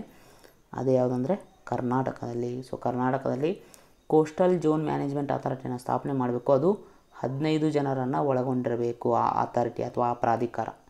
ಸೊ ಕರ್ನಾಟಕಕ್ಕೆ ಆನ್ಸರ್. ಇದನ್ನು ಯಾವ ಆ್ಯಕ್ಟ್ನ ಅಡಿ ಸ್ಥಾಪನೆ ಮಾಡ್ತಾ ಇದ್ದಾರೆ ಅಂದರೆ ಎನ್ವೈರನ್ಮೆಂಟ್ ಪ್ರೊಟೆಕ್ಷನ್ ಆ್ಯಕ್ಟ್, ಅಂದರೆ ಪರಿಸರ ಸಂರಕ್ಷಣಾ ಕಾಯ್ದೆ 1986. ಈ ಕಾಯ್ದೆಯಡಿ ಇದನ್ನು ಸ್ಥಾಪನೆ ಮಾಡಲಾಗ್ತಿದೆ. ಭಾರತದಲ್ಲಿ ಎಥೆನಾಲ್ ಉತ್ಪಾದನೆಗೆ ಪರ್ಯಾಯ ಮೂಲವಾಗಿ ಯಾವ ಬೆಳೆಯನ್ನು ಗುರುತಿಸಲಾಗಿದೆ? ಓಕೆ, ಸೊ ಎಥೆನಾಲ್ ಉತ್ಪಾದನೆಗೆ ಪರ್ಯಾಯ ಮೂಲವಾಗಿ ಇತ್ತೀಚೆಗೆ ಯಾವ ಬೆಳೆಯನ್ನು ಗುರುತಿಸಲಾಗಿದೆ ಅಂದರೆ ಅದೇ ಮರಗೆಣಸು. ಸೊ ನೀವು ಗೆಣಸನ್ನು ನೋಡಿರ್ತೀರ, ಅದರಲ್ಲೇ ದೊಡ್ಡ ವಿಧ ಯಾವುದಂದರೆ ಮರಗೆಣಸು. ಹಾಗಾದರೆ ಸೊ ಇದರ ಮೂಲಕ ನಾವು ಎಥೆನಾಲನ್ನು ಉತ್ಪಾದನೆ ಮಾಡ್ಬೋದು ಅಂತ ಕಂಡುಹಿಡಿದಂತಹ ಸಂಸ್ಥೆ ಯಾವುದಂದರೆ ICAR ಅಡಿಯಲ್ಲಿ ಕಾರ್ಯನಿರ್ವಹಿಸುವಂತಹ Central Tuber Crops Research Institute. Okay, ಇದು ಕೇರಳದ ತಿರುವನಂತಪುರಂನಲ್ಲಿ ಇದೆ. ಸೊ ಹಾಗಾದರೆ ಈ ಮರಗೆಣಸಿಗೆ ನಾವು ಕಾಮನಾಗಿ ಇಂಗ್ಲೀಷ್ನಲ್ಲಿ ಏನಂತ ಕರಿತೀವಿ? ಕಸಾವಾ ಅಥವಾ ಟೇಪಿಯೋಕಾ. ಓಕೆ, ಇತ್ತೀಚೆಗೆ ಸುದ್ದಿಯಲ್ಲಿ ಕಂಡುಬರುವ ಗ್ರೇಟ್ ಬ್ಯಾರಿಯರ್ ರೀಫ್ ಯಾವ ದೇಶದಲ್ಲಿದೆ? ಸೊ ಇತ್ತೀಚೆಗೆ ಯಾಕೆ ಅದು ಪದೇ ಪದೇ ಸುದ್ದಿಯಲ್ಲಿ ಇದ್ದೇ ಇರುತ್ತೆ, ಅನೇಕ ಬಾರಿ ಎಕ್ಸಾಮ್ಗಳು ಕೂಡ ಈ ಪ್ರಶ್ನೆಯನ್ನು ಕೇಳಿದ್ದಾರೆ. ಗ್ರೇಟ್ ಬ್ಯಾರಿಯರ್ ರೀಫ್ ಯಾವ ದೇಶದಲ್ಲಿ ಕಂಡುಬರುತ್ತೆ? ಸೊ ಆಸ್ಟ್ರೇಲಿಯಾದ ಸೊ ಈಶಾನ್ಯ ಭಾಗದಲ್ಲಿ ಈ ಗ್ರೇಟ್ ಬ್ಯಾರಿಯರ್ ರೀಫ್ ಕಂಡುಬರುತ್ತೆ. ಓಕೆ, ಸೊ ಅಥವಾ ಈ ಗ್ರೇಟ್ ಬ್ಯಾರಿಯರ್ ರೀಫ್ ಯಾವ ಸಾಗರದ ಬಳಿ ಕಂಡುಬರುತ್ತೆ ಅಂತ ಕೂಡ ಪ್ರಶ್ನೆಯನ್ನು ಕೇಳ್ಬೋದು.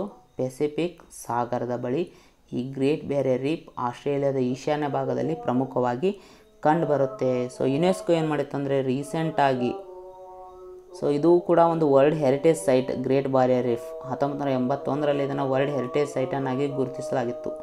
ಸೊ ಈಗ ಪ್ರೆಸೆಂಟ್ ಇರುವಂತಹ ವರ್ಲ್ಡ್ ಹೆರಿಟೇಜ್ ಸೈಟ್ ಅಥವಾ ವಿಶ್ವ ಪಾರಂಪರಿಕ ತಾಣಗಳಲ್ಲಿ ಏನಿದೆ, ಸೊ ಅದರಲ್ಲಿ ಈ ಗ್ರೇಟ್ ಬ್ಯಾರಿಯರ್ ರೀಫ್ ಅನ್ನೋದು ಡೇಂಜರ್ ಝೋನಲ್ಲಿ ಇದೆ ಅಂತ ಯುನೆಸ್ಕೋ ಹೇಳಿದೆ. Okay, most important. ಸೊ ಅದೇ ರೀತಿ ಆಸ್ಟ್ರೇಲಿಯಾದ ರಾಜಧಾನಿ ಕ್ಯಾನ್ಬೆರಾ. ಸೊ ಇದನ್ನು ಕೂಡ GK ಟೈಪ್ ಕ್ವಶನ್ ಕೇಳಬಹುದು. ಗ್ರಾಹಕ ಸಂರಕ್ಷಣಾ ಇ ಕಾಮರ್ಸ್ ನಿಯಮಗಳಿಗೆ ಪ್ರಸ್ತಾವಿತ ತಿದ್ದುಪಡಿಗಳ ಪ್ರಕಾರ ಇ ಕಾಮರ್ಸ್ ಘಟಕವನ್ನು ಯಾವ ಸಂಸ್ಥೆಯೊಂದಿಗೆ ನೋಂದಾಯಿಸಿಕೊಳ್ಳಬೇಕು? ಇ ಕಾಮರ್ಸ್ಗಳು ಅಂದರೆ for example Flipkart, Amazon, ShopClues, okay, ಮತ್ತು ಸೊ ಇನ್ನೊಂದಿದೆ ಅದು ಓಕೆ, ಬಹಳಷ್ಟಿದೆ ಇ ಕಾಮರ್ಸ್. ಓಕೆ, ಮೇನಾಗಿ ಹೇಳೋದಂದರೆ ಫ್ಲಿಪ್ಕಾರ್ಟ್ ಮತ್ತು Amazon. Okay, so E commerce ಸಂಸ್ಥೆಗಳು ಒಂದು ಸಂಸ್ಥೆಯೊಂದಿಗೆ ನೋಂದಾಯಿಸ್ಕೊಳ್ಬೇಕು. ಯಾವುದ್ರ ರೂಲ್ಸ್ ಅಂದರೆ ರೀಸೆಂಟಾಗಿ ಗ್ರಾಹಕರ ಸಂರಕ್ಷಣೆ ಇ ಕಾಮರ್ಸ್ ರೂಲ್ಸ್ ಅಂತ ಬಿಡುಗಡೆ ಮಾಡಿತ್ತು ಕೇಂದ್ರ ಸರ್ಕಾರ. ಅದರ ಪ್ರಕಾರವಾಗಿ ಇ ಕಾಮರ್ಸ್ ಸಂಸ್ಥೆಗಳು DPIIT, ಸೊ ಈ ಸಂಸ್ಥೆಯೊಂದಿಗೆ ನೋಂದಾಯಿಸಿಕೊಳ್ಳಬೇಕು. ಅಂದರೆ DPIIT ಅಂದರೆ Department for Promotion of Industry and Internal Trade. Okay, Department for Promotion of Industry and Internal Trade. So rules ಏನು? So consumer protection e commerce rules 2020. So ಇತ್ತೀಚೆಗೆ ಏನು ಮಾಡಿತ್ತಂದರೆ ಕೇಂದ್ರ ಸರ್ಕಾರ ಈ ರೂಲ್ಸ್ಗಳನ್ನು ಹೊರತಂದಿತ್ತು. ಓಕೆ, ಈ ರೂಲ್ಸ್ನ ಪ್ರಕಾರ ಏನಂದರೆ, ಸೊ ಈಗಾಗಲೇ ಹೇಳ್ದಂಗೆ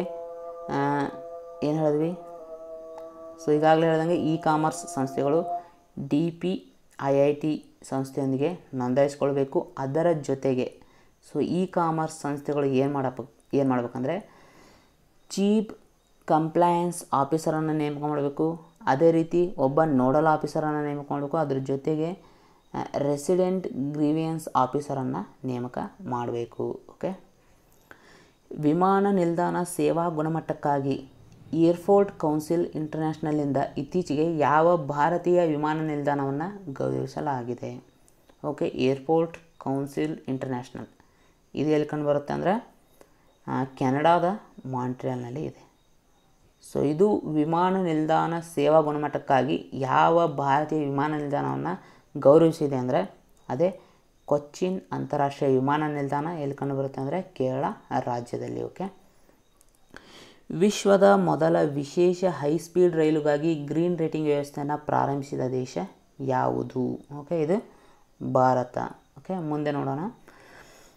ಸೊ ಈ green rating system, so high speed railway stations ಏನಿರ್ತವೆ, ಸೊ ಅವುಗಳ ಕಾರ್ಯಾಚರಣೆಗಾಗಿ ಏನಂದರೆ ಎಫಿಷಿಯಂಟ್ ಕಾನ್ಸೆಪ್ಟ್ ಅಂದರೆ ಎನರ್ಜಿ ಎಫಿಷಿಯಂಟ್ ಅಂದರೆ ಶಕ್ತಿ ಸುಧಾರಿತ ಕಾರ್ಯಕ್ರಮಗಳನ್ನು ಅಲ್ಲಿ ಹಮ್ಮಿಕೋಬೇಕು.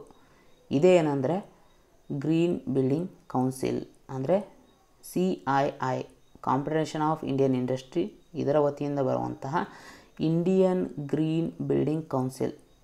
ಸೊ ಇದರ ಮೂಲಕ IGBC green high speed rail rating ಸಿಸ್ಟಮನ್ನು ಜಾರಿಗೊಳಿಸಲಾಗಿದೆ. ಇತ್ತೀಚಿನ ಅಧ್ಯಯನದ ಪ್ರಕಾರ ವಿಶ್ವದಲ್ಲಿ ಅತಿ ಹೆಚ್ಚು ವೈವಿಧ್ಯಮಯ ಚಿಟ್ಟೆಗಳನ್ನು ಹೊಂದಿರುವಂತಹ ದೇಶ ಯಾವುದು? ಅಂದರೆ ವಿವಿಧ ಪ್ರಭೇದದ ಚಿಟ್ಟೆಗಳನ್ನು ಹೊಂದಿರುವಂತಹ ದೇಶ ಯಾವುದು? ಅತಿ ಹೆಚ್ಚು ವಿವಿಧ ಪ್ರಭೇದಗಳ ಚಿಟ್ಟೆಗಳನ್ನು ಹೊಂದಿರುವಂಥ ದೇಶ ಯಾವುದಂದರೆ ಅದೇ ಕೊಲಂಬಿಯಾ. ಸೊ ರೀಸೆಂಟಾಗಿ ನ್ಯಾಚುರಲ್ ಹಿಸ್ಟ್ರಿ ಮ್ಯೂಸಿಯಂ ಈ ವರದಿಯನ್ನು ಬಿಡುಗಡೆ ಮಾಡಿದೆ. ಸೊ ಇದರ ಪ್ರಕಾರ ಕೊಲಂಬಿಯಾ ಅತಿ ಹೆಚ್ಚು ವೈವಿಧ್ಯಮಯ ಚಿಟ್ಟೆಗಳನ್ನು ಹೊಂದಿದೆ. ಒಟ್ಟಾರೆಯಾಗಿ ಕಂಡುಬರುವಂಥ ಚಿಟ್ಟೆಗಳ ಪ್ರಭೇದಗಳಲ್ಲಿ 20% ಪ್ರಭೇದದ ಚಿಟ್ಟೆಗಳು ಈ ದೇಶದಲ್ಲೇ ಕಂಡುಬರುತ್ತವೆ. ಉದ್ಘಾಟನಾ ICC ವಿಶ್ವ ಟೆಸ್ಟ್ ಚಾಂಪಿಯನ್ಶಿಪ್ಪನ್ನು ಗೆದ್ದಂತಹ ದೇಶ ಯಾವುದು? ಸೊ ರೀಸೆಂಟಾಗಿ ಇದೇ ಮೊದಲ ಬಾರಿಗೆ ICC ವಿಶ್ವ ಚೆಸ್ ಚಾಂಪಿಯನ್ಶಿಪ್ಪನ್ನು ಆಯೋಜನೆ ಮಾಡಲಾಗಿತ್ತು. ಸೊ ಅದು ಯಾವ ಎರಡು ದೇಶಗಳ ನಡುವೆ ನಡೆದಿತ್ತು ಅಂದರೆ ನ್ಯೂಜಿಲ್ಯಾಂಡ್ ಮತ್ತು ಭಾರತ ದೇಶದ ನಡುವೆ. ಸೊ ಇದರಲ್ಲಿ ಏನಾಯ್ತು ಅಂದರೆ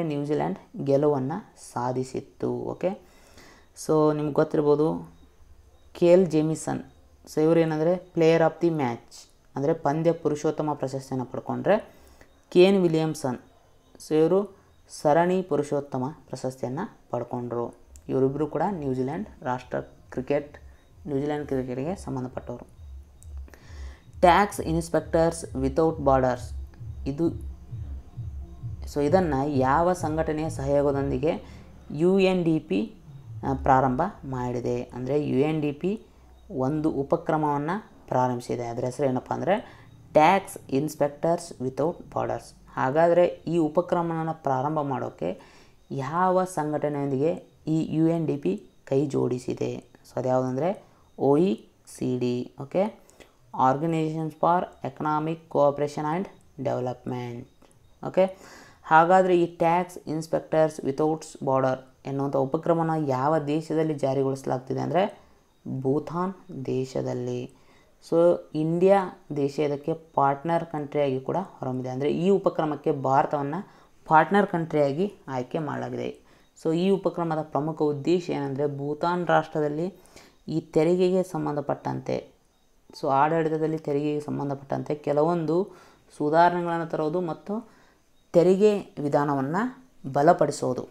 ಸೊ ಇದರ ಪ್ರಮುಖ ಉದ್ದೇಶ ಆಗಿದೆ. ಓಕೆ, ಗುಯಿಲಿನ್ ಬಾರೆ ಸಿಂಡ್ರೋಮ್ ಯಾವ ಲಸಿಕೆಯೊಂದಿಗೆ ಸಂಬಂಧಿಸಿದೆ ಎಂದು ವರದಿಯಾಗಿದೆ.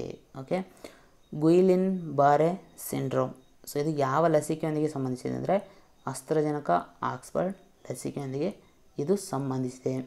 ಸೊ ಇದು ಒಂದು ಯಾವ ರೋಗದ ವಿಧ ಅಂದರೆ ನರವ್ಯೂಹಕ್ಕೆ ಸಂಬಂಧಿಸಿದಂಥ ಒಂದು ರೋಗ. ಸೊ ಈ ರೋಗ ಏನಾದರೂ ಬಂದರೆ ನಮ್ಮ ಬಾಡಿಯಲ್ಲಿ ಇರುವಂಥ ನಮ್ಮದೇ ಆದಂಥ ಇಮ್ಯುನಿ ಸಿಸ್ಟಮ್, ನಮ್ಮದೇ ಆದಂಥ ರೋಗ ನಿರೋಧಕ ಶಕ್ತಿ ಏನಿದೆ ಅಂದರೆ ನಮ್ಮ ರೋಗ ವಿರೋಧಕ ಶಕ್ತಿಯನ್ನು ಕಾಪಾಡುವ ಕಾಯಿಗಳ ಮೇಲೆ ಏನು ಮಾಡುತ್ತೆ ಅಂದರೆ ಅಟ್ಯಾಕನ್ನು ಮಾಡುತ್ತೆ. ಸೊ ಇದು ಈ ರೋಗದ ಲಕ್ಷಣ. ಅಂದರೆ ಕಾಮನ್ನಾಗಿ ಈ ಲಸಿಕೆಯನ್ನು ಪಡೆದವರಲ್ಲಿ ಈ ರೋಗ ಕಂಡುಬಂದಿದೆ. ಓಕೆ, ಮೋಸ್ಟ್ ಇಂಪಾರ್ಟೆಂಟ್, ಇದು ಯುರೋಪ್ ಖಂಡದಲ್ಲಿ ಪತ್ತೆಯಾಗಿದೆ. ವರ್ಲ್ಡ್ಸ್ ಡ್ರಗ್ ರಿಪೋರ್ಟ್ 2021 ಎಂಬ ವರದಿಯನ್ನು ಯಾವ ಸಂಸ್ಥೆ ಬಿಡುಗಡೆ ಮಾಡಿದೆ? So most important, world drug report 2021. So ಇಲ್ಲಿ ಆಪ್ಷನ್ಸ್ಗಳು ಇವೆ, ಆದರೆ ಏನಂದರೆ ಫುಲ್ ಫಾರ್ಮಲ್ಲಿ ಇಲ್ಲ.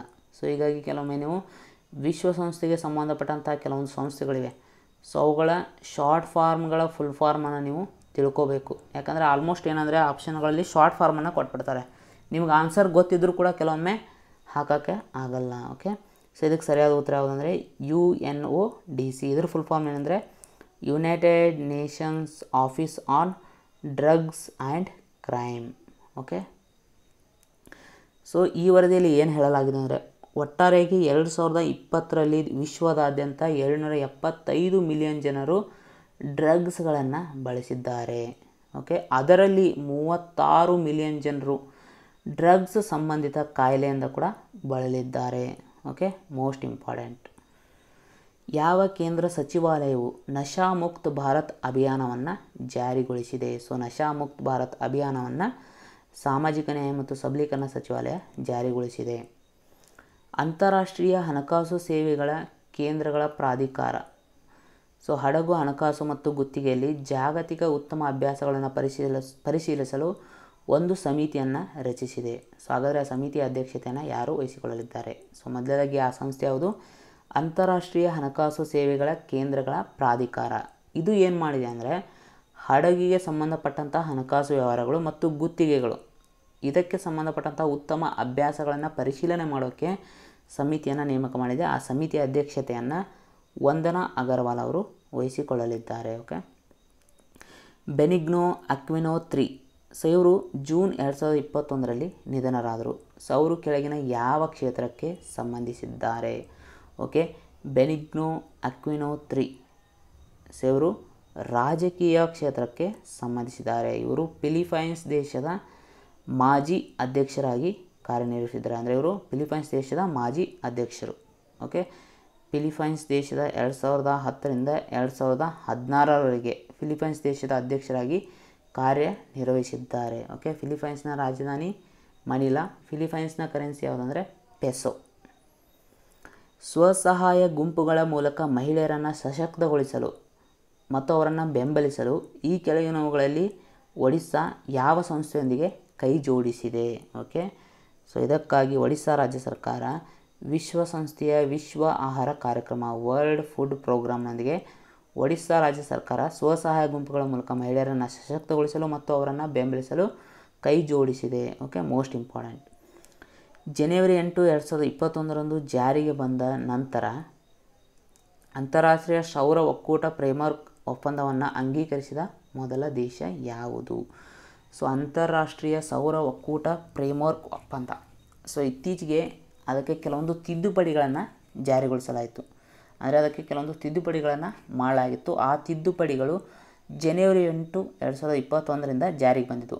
ಸೊ ಈ ರೀತಿ ಜಾರಿಗೆ ಬಂದ ಮೇಲೆ ಆ ತಿದ್ದುಪಡಿಗಳೊಂದಿಗೆ ಈ ಸೌರ ಒಕ್ಕೂಟ ಫ್ರೇಮ್ವರ್ಕ್ ಒಪ್ಪಂದವನ್ನು ಅಂಗೀಕರಿಸಿದ ಮೊದಲ ದೇಶ ಯಾವುದಪ್ಪ ಅಂದರೆ ಡೆನ್ಮಾರ್ಕ್. ಓಕೆ, ಸೊ ಅಂತಾರಾಷ್ಟ್ರೀಯ ಸೌರ ಒಕ್ಕೂಟದ ಬಗ್ಗೆ ನೋಡೋಣ. ಓಕೆ, ಸೊ 2015ರಲ್ಲಿ ಪ್ಯಾರಿಸ್ನಲ್ಲಿ ನಡೆದಂತಹ ಹವಾಮಾನ ಸಮ್ಮೇಳನ ಏನಿತ್ತು, ಸೊ ಆ ಸಮ್ಮೇಳನದಲ್ಲಿ ಭಾರತದ ಪ್ರಧಾನಿಯಾದಂತಹ ನರೇಂದ್ರ ಮೋದಿ ಮತ್ತು ಫ್ರಾನ್ಸ್ನ ಅಧ್ಯಕ್ಷರಾದಂಥ ಎಮಾನ್ಯುಯಲ್ ಮ್ಯಾಕ್ರಾನ್ ಅವರು ಈ ಅಂತಾರಾಷ್ಟ್ರೀಯ ಸೌರ ಒಕ್ಕೂಟವನ್ನು ಸ್ಥಾಪನೆ ಮಾಡಬೇಕು ಅಂತ ಏನು ಮಾಡ್ತಾರೆ ಅಂದರೆ ನಿರ್ಧಾರವನ್ನು ಕೈಗೊಳ್ಳುತ್ತಾರೆ. ಸೊ ಇದಕ್ಕಾಗಿ 2016ರಲ್ಲಿ ಏನು ಮಾಡ್ತಾರೆ, ಮೊರಕ್ಕೋದ ಮರಕೆಶ್ ಎಂಬಲ್ಲಿ ಸೊ ಒಂದು ಸ್ಥಾಪನೆಯನ್ನು ಮಾಡಬೇಕು. ಇದಕ್ಕಾಗಿ ರಾಷ್ಟ್ರಗಳು ಸಹಿಯನ್ನು ಹಾಕಬೇಕಾಗಿತ್ತು. ಹೀಗಾಗಿ ಸಹಿಗಾಗಿ ತೆರೆದಿಡ್ತಾರೆ 2016ರಲ್ಲಿ. ಸೊ ಕೆಲವೊಂದು ಇಂತಿಷ್ಟು ರಾಷ್ಟ್ರಗಳು ಸಹಿ ಹಾಕಿದ ಮೇಲೆ ಏನಂದರೆ 2017ರಲ್ಲಿ ಈ ಅಂತಾರಾಷ್ಟ್ರೀಯ ಸೌರ ಒಕ್ಕೂಟ ಅಸ್ತಿತ್ವಕ್ಕೆ ಬರುತ್ತೆ. ಇದರ ಕೇಂದ್ರ ಕಚೇರಿ ಹರಿಯಾಣದ ಗುರುಗ್ರಾಮದಲ್ಲಿ ಇದೆ. ತೃತೀಯ ಲಿಂಗ ಸಮುದಾಯದ ಹಕ್ಕುಗಳನ್ನು ರಕ್ಷಿಸಲು ರಾಜಸ್ಥಾನ ಸರ್ಕಾರವು ರಾಜ್ಯದಲ್ಲಿ ತೃತೀಯ ಲಿಂಗಿ ಸಂರಕ್ಷಣಾ ಕೋಶವನ್ನು ರಚಿಸಲು ನಿರ್ಧರಿಸಿದೆ. ಹಾಗಾದರೆ ರಾಜಸ್ಥಾನದ CM ಯಾರು? ಓಕೆ, ರಾಜಸ್ಥಾನದ CM ಅಶೋಕ್ ಗೆಹ್ಲೋಟ್. ಇದೆಲ್ಲ ನಿಮ್ಗೆ ಗೊತ್ತಿದೆ. ಬಟ್ ಕ್ವಶನ್ ಏನು ನಾವು ತಿಳ್ಕೊಬೇಕಾಗಿರೋದೇನೆಂದರೆ ಯಾವ ರಾಜ್ಯ ಸರ್ಕಾರವು ರಾಜ್ಯದಲ್ಲಿ ತೃತೀಯ ಲಿಂಗಿ ಸಂರಕ್ಷಣಾ ಕೋಶವನ್ನು ರಚಿಸಲು ನಿರ್ಧರಿಸಿದೆ? ಸೊ ಅದು ಉತ್ತರ ರಾಜಸ್ಥಾನ್. ಕ್ವಶನನ್ನು ಈ ರೀತಿ ಕೂಡ ಕೇಳಬಹುದು. ಓಕೆ, ಸೊ ರಾಜಸ್ಥಾನ್ ಸರ್ಕಾರ ಇತ್ತೀಚೆಗೆ ಒಂದು ಯೂನಿವರ್ಸಲ್ ಹೆಲ್ತ್ ಸ್ಕೀಮನ್ನು ಜಾರಿಗೊಳಿಸಿದೆ. ಸೊ ಅದರ ಹೆಸರು ಏನಪ್ಪ ಅಂದರೆ ಮುಖ್ಯಮಂತ್ರಿ ಚಿರಂಜೀವಿ ಯೋಜನಾ. ಇದು ಯಾವ ರಾಜ್ಯಕ್ಕೆ ಸಂಬಂಧಿಸಿದಂಥ ಪ್ರಶ್ನೆಯನ್ನು ಕೇಳ್ಬೋದು? ರಾಜಸ್ಥಾನ್. ಅದೇ ರೀತಿ ರೀಸೆಂಟಾಗಿ 16ನೇ ಆವೃತ್ತಿಯ ಭಾರತ ಮತ್ತು ಅಮೇರಿಕಾ ನಡುವೆ ನಡೆಯುವಂತಹ ಒಂದು ಜಂಟಿ ಮಿಲಿಟರಿ ಅಭ್ಯಾಸ, ಅದ್ಯಾವುದು? ಯುದ್ಧ ಅಭ್ಯಾಸ. ಇದು ರಾಜಸ್ಥಾನದಲ್ಲಿ ನಡೆದಿತ್ತು. Okay, most important. ಯುದ್ಧ ಅಭ್ಯಾಸ ಎನ್ನುವುದು ಯಾವ ಎರಡು ರಾಷ್ಟ್ರಗಳ ನಡುವಿನ ಜಂಟಿ ಮಿಲಿಟರಿ ಅಭ್ಯಾಸ ಆಗಿದೆ ಅಂತ ಪ್ರಶ್ನೆಯನ್ನು ಕೇಳ್ಬೋದು, ಭಾರತ ಮತ್ತು ಅಮೇರಿಕಾ. ಅದೇ ರೀತಿ ರಾಜಸ್ಥಾನದಲ್ಲಿ ಸ್ಕೂಲ್ ಆಫ್ ಪಬ್ಲಿಕ್ ಹೆಲ್ತ್ ಅಂದರೆ ಸಾರ್ವಜನಿಕ ಆರೋಗ್ಯ ಸ್ಕೂಲನ್ನು ರಾಜಸ್ಥಾನದಲ್ಲಿ ಜಾರಿಗೊಳಿಸಲಾಗಿದೆ. ಓಕೆ, ಮಹಿಳೆಯರ ಮೇಲಿನ ಸೈಬರ್ ಅಪರಾಧಗಳನ್ನು ಪರಿಹರಿಸಲು ಆನ್ಲೈನ್ ನೋಂದಣಿ ಪೋರ್ಟಲನ್ನು ಕೇರಳ CM ಪಿನರಾಯಿ ವಿಜಯನ್ ಅವರು ಪ್ರಾರಂಭಿಸಿದ್ದಾರೆ. ಹಾಗಾದರೆ ಆ ಪೋರ್ಟಲ್ನ ಹೆಸರು ಏನಪ್ಪ ಅಂದರೆ ಅಪರಾಜಿತ. ಓಕೆ, ಈ ಕೆಳಗಿನವುಗಳಲ್ಲಿ ಯಾವ ವಿಶ್ವವಿದ್ಯಾಲಯದ ಮೊದಲ ಉಪಕುಲಪತಿಯಾಗಿ ಕರ್ನಂ ಮಲ್ಲೇಶ್ವರಿ ಅವರನ್ನು ನೇಮಿಸಲಾಗಿದೆ? ಸೊ ದೆಹಲಿ ಸರ್ಕಾರ ಏನು ಮಾಡುತ್ತೆ ಅಂದರೆ ಸೊ ರೀಸೆಂಟಾಗಿ ದೆಹಲಿ ಸ್ಪೋರ್ಟ್ಸ್ ಯೂನಿವರ್ಸಿಟಿಯನ್ನು ಪ್ರಾರಂಭ ಮಾಡಿತ್ತು. ಸೊ ಅದರ ಮೊದಲ ಉಪಕುಲಪತಿಯಾಗಿ ಕರ್ನಂ ಮಲ್ಲೇಶ್ವರಿ ಅವರನ್ನು ನೇಮಕ ಮಾಡಲಾಗಿದೆ. ಇವರೊಬ್ಬ ಫೇಮಸ್ ವೇಟ್ ಲಿಫ್ಟರ್. ಓಕೆ, ಇವರ ವಿಶೇಷ ಸಾಧನೆ ಏನಂದರೆ ಒಲಿಂಪಿಕ್ನಲ್ಲಿ ಪದಕವನ್ನು ಗೆದ್ದಂತಹ ಮೊದಲ ಭಾರತೀಯ wait lifter. Most important. Okay, ಮೊದಲ ಭಾರತೀಯ ಮಹಿಳಾ ವೇಟ್ ಲಿಫ್ಟರ್. ಓಕೆ,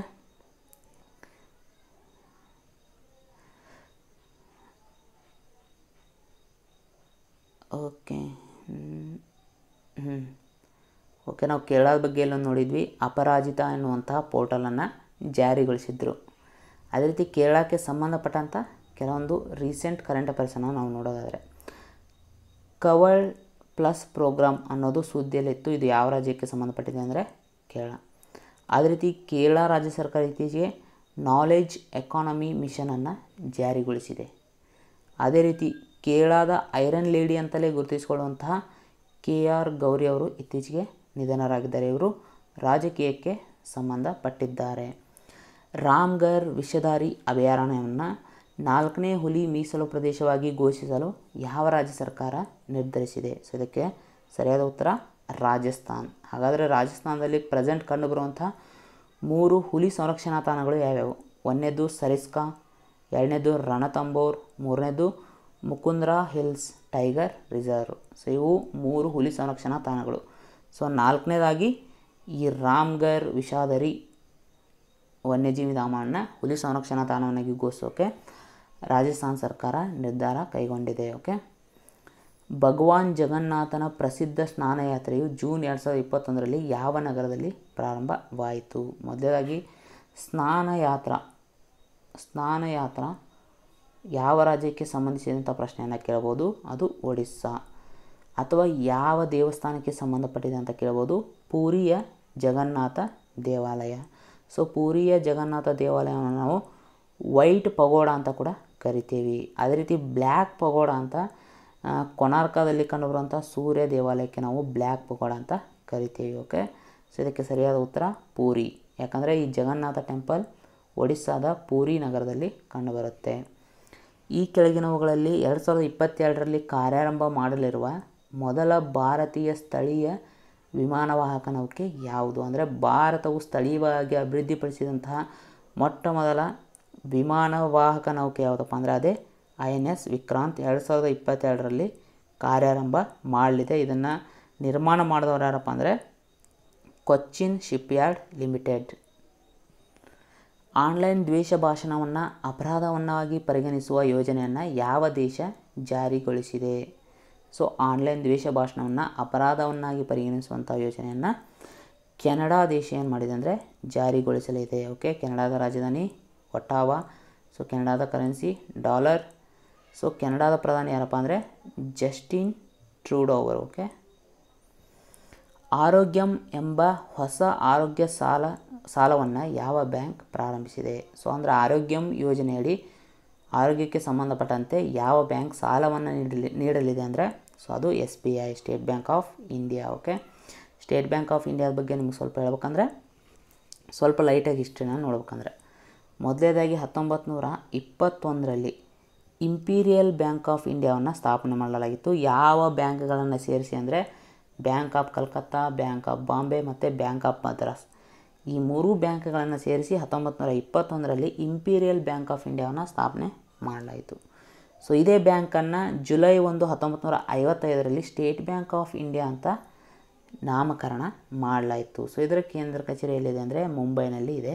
ಸೊ ಇದರ ಪ್ರೆಸೆಂಟ್ ಚೇರ್ಮನ್ ಯಾರಪ್ಪ ಅಂದರೆ ದಿನೇಶ್ ಕುಮಾರ್ ಖಾರಾ ಅವರು. ಓಕೆ, ಜೂನ್ 2021ರಲ್ಲಿ ತಾಯಿಯ ಹದಿಹರೆಯದ ಮತ್ತು ಬಾಲ್ಯದ ಸ್ಥೂಲಕಾಯತೆಯನ್ನು ತಡೆಗಟ್ಟುವಿಕೆ ಕುರಿತ ರಾಷ್ಟ್ರೀಯ ಸಮಾವೇಶವನ್ನು ಈ ಕೆಳಗಿನವುಗಳಲ್ಲಿ ಯಾವುದು ಆಯೋಜನೆ ಮಾಡಿತ್ತು? ಸೊ ಈ ಸಮಾವೇಶವನ್ನು ಇತ್ತೀಚೆಗೆ ನೀತಿ ಆಯೋಗ ಆಯೋಜನೆ ಮಾಡಿತ್ತು. ಓಕೆ, ಅಧ್ಯಕ್ಷತೆಯನ್ನು ವಹಿಸಿದವರು ಯಾರು? ನೀತಿ ಆಯೋಗದ ಒಬ್ಬ ಮೆಂಬರ್ ಸದಸ್ಯರಾದಂತಹ VK ಪೌಲ್ ಅವರು ಇದರ ಅಧ್ಯಕ್ಷತೆಯನ್ನು ವಹಿಸಿಕೊಂಡಿದ್ದರು.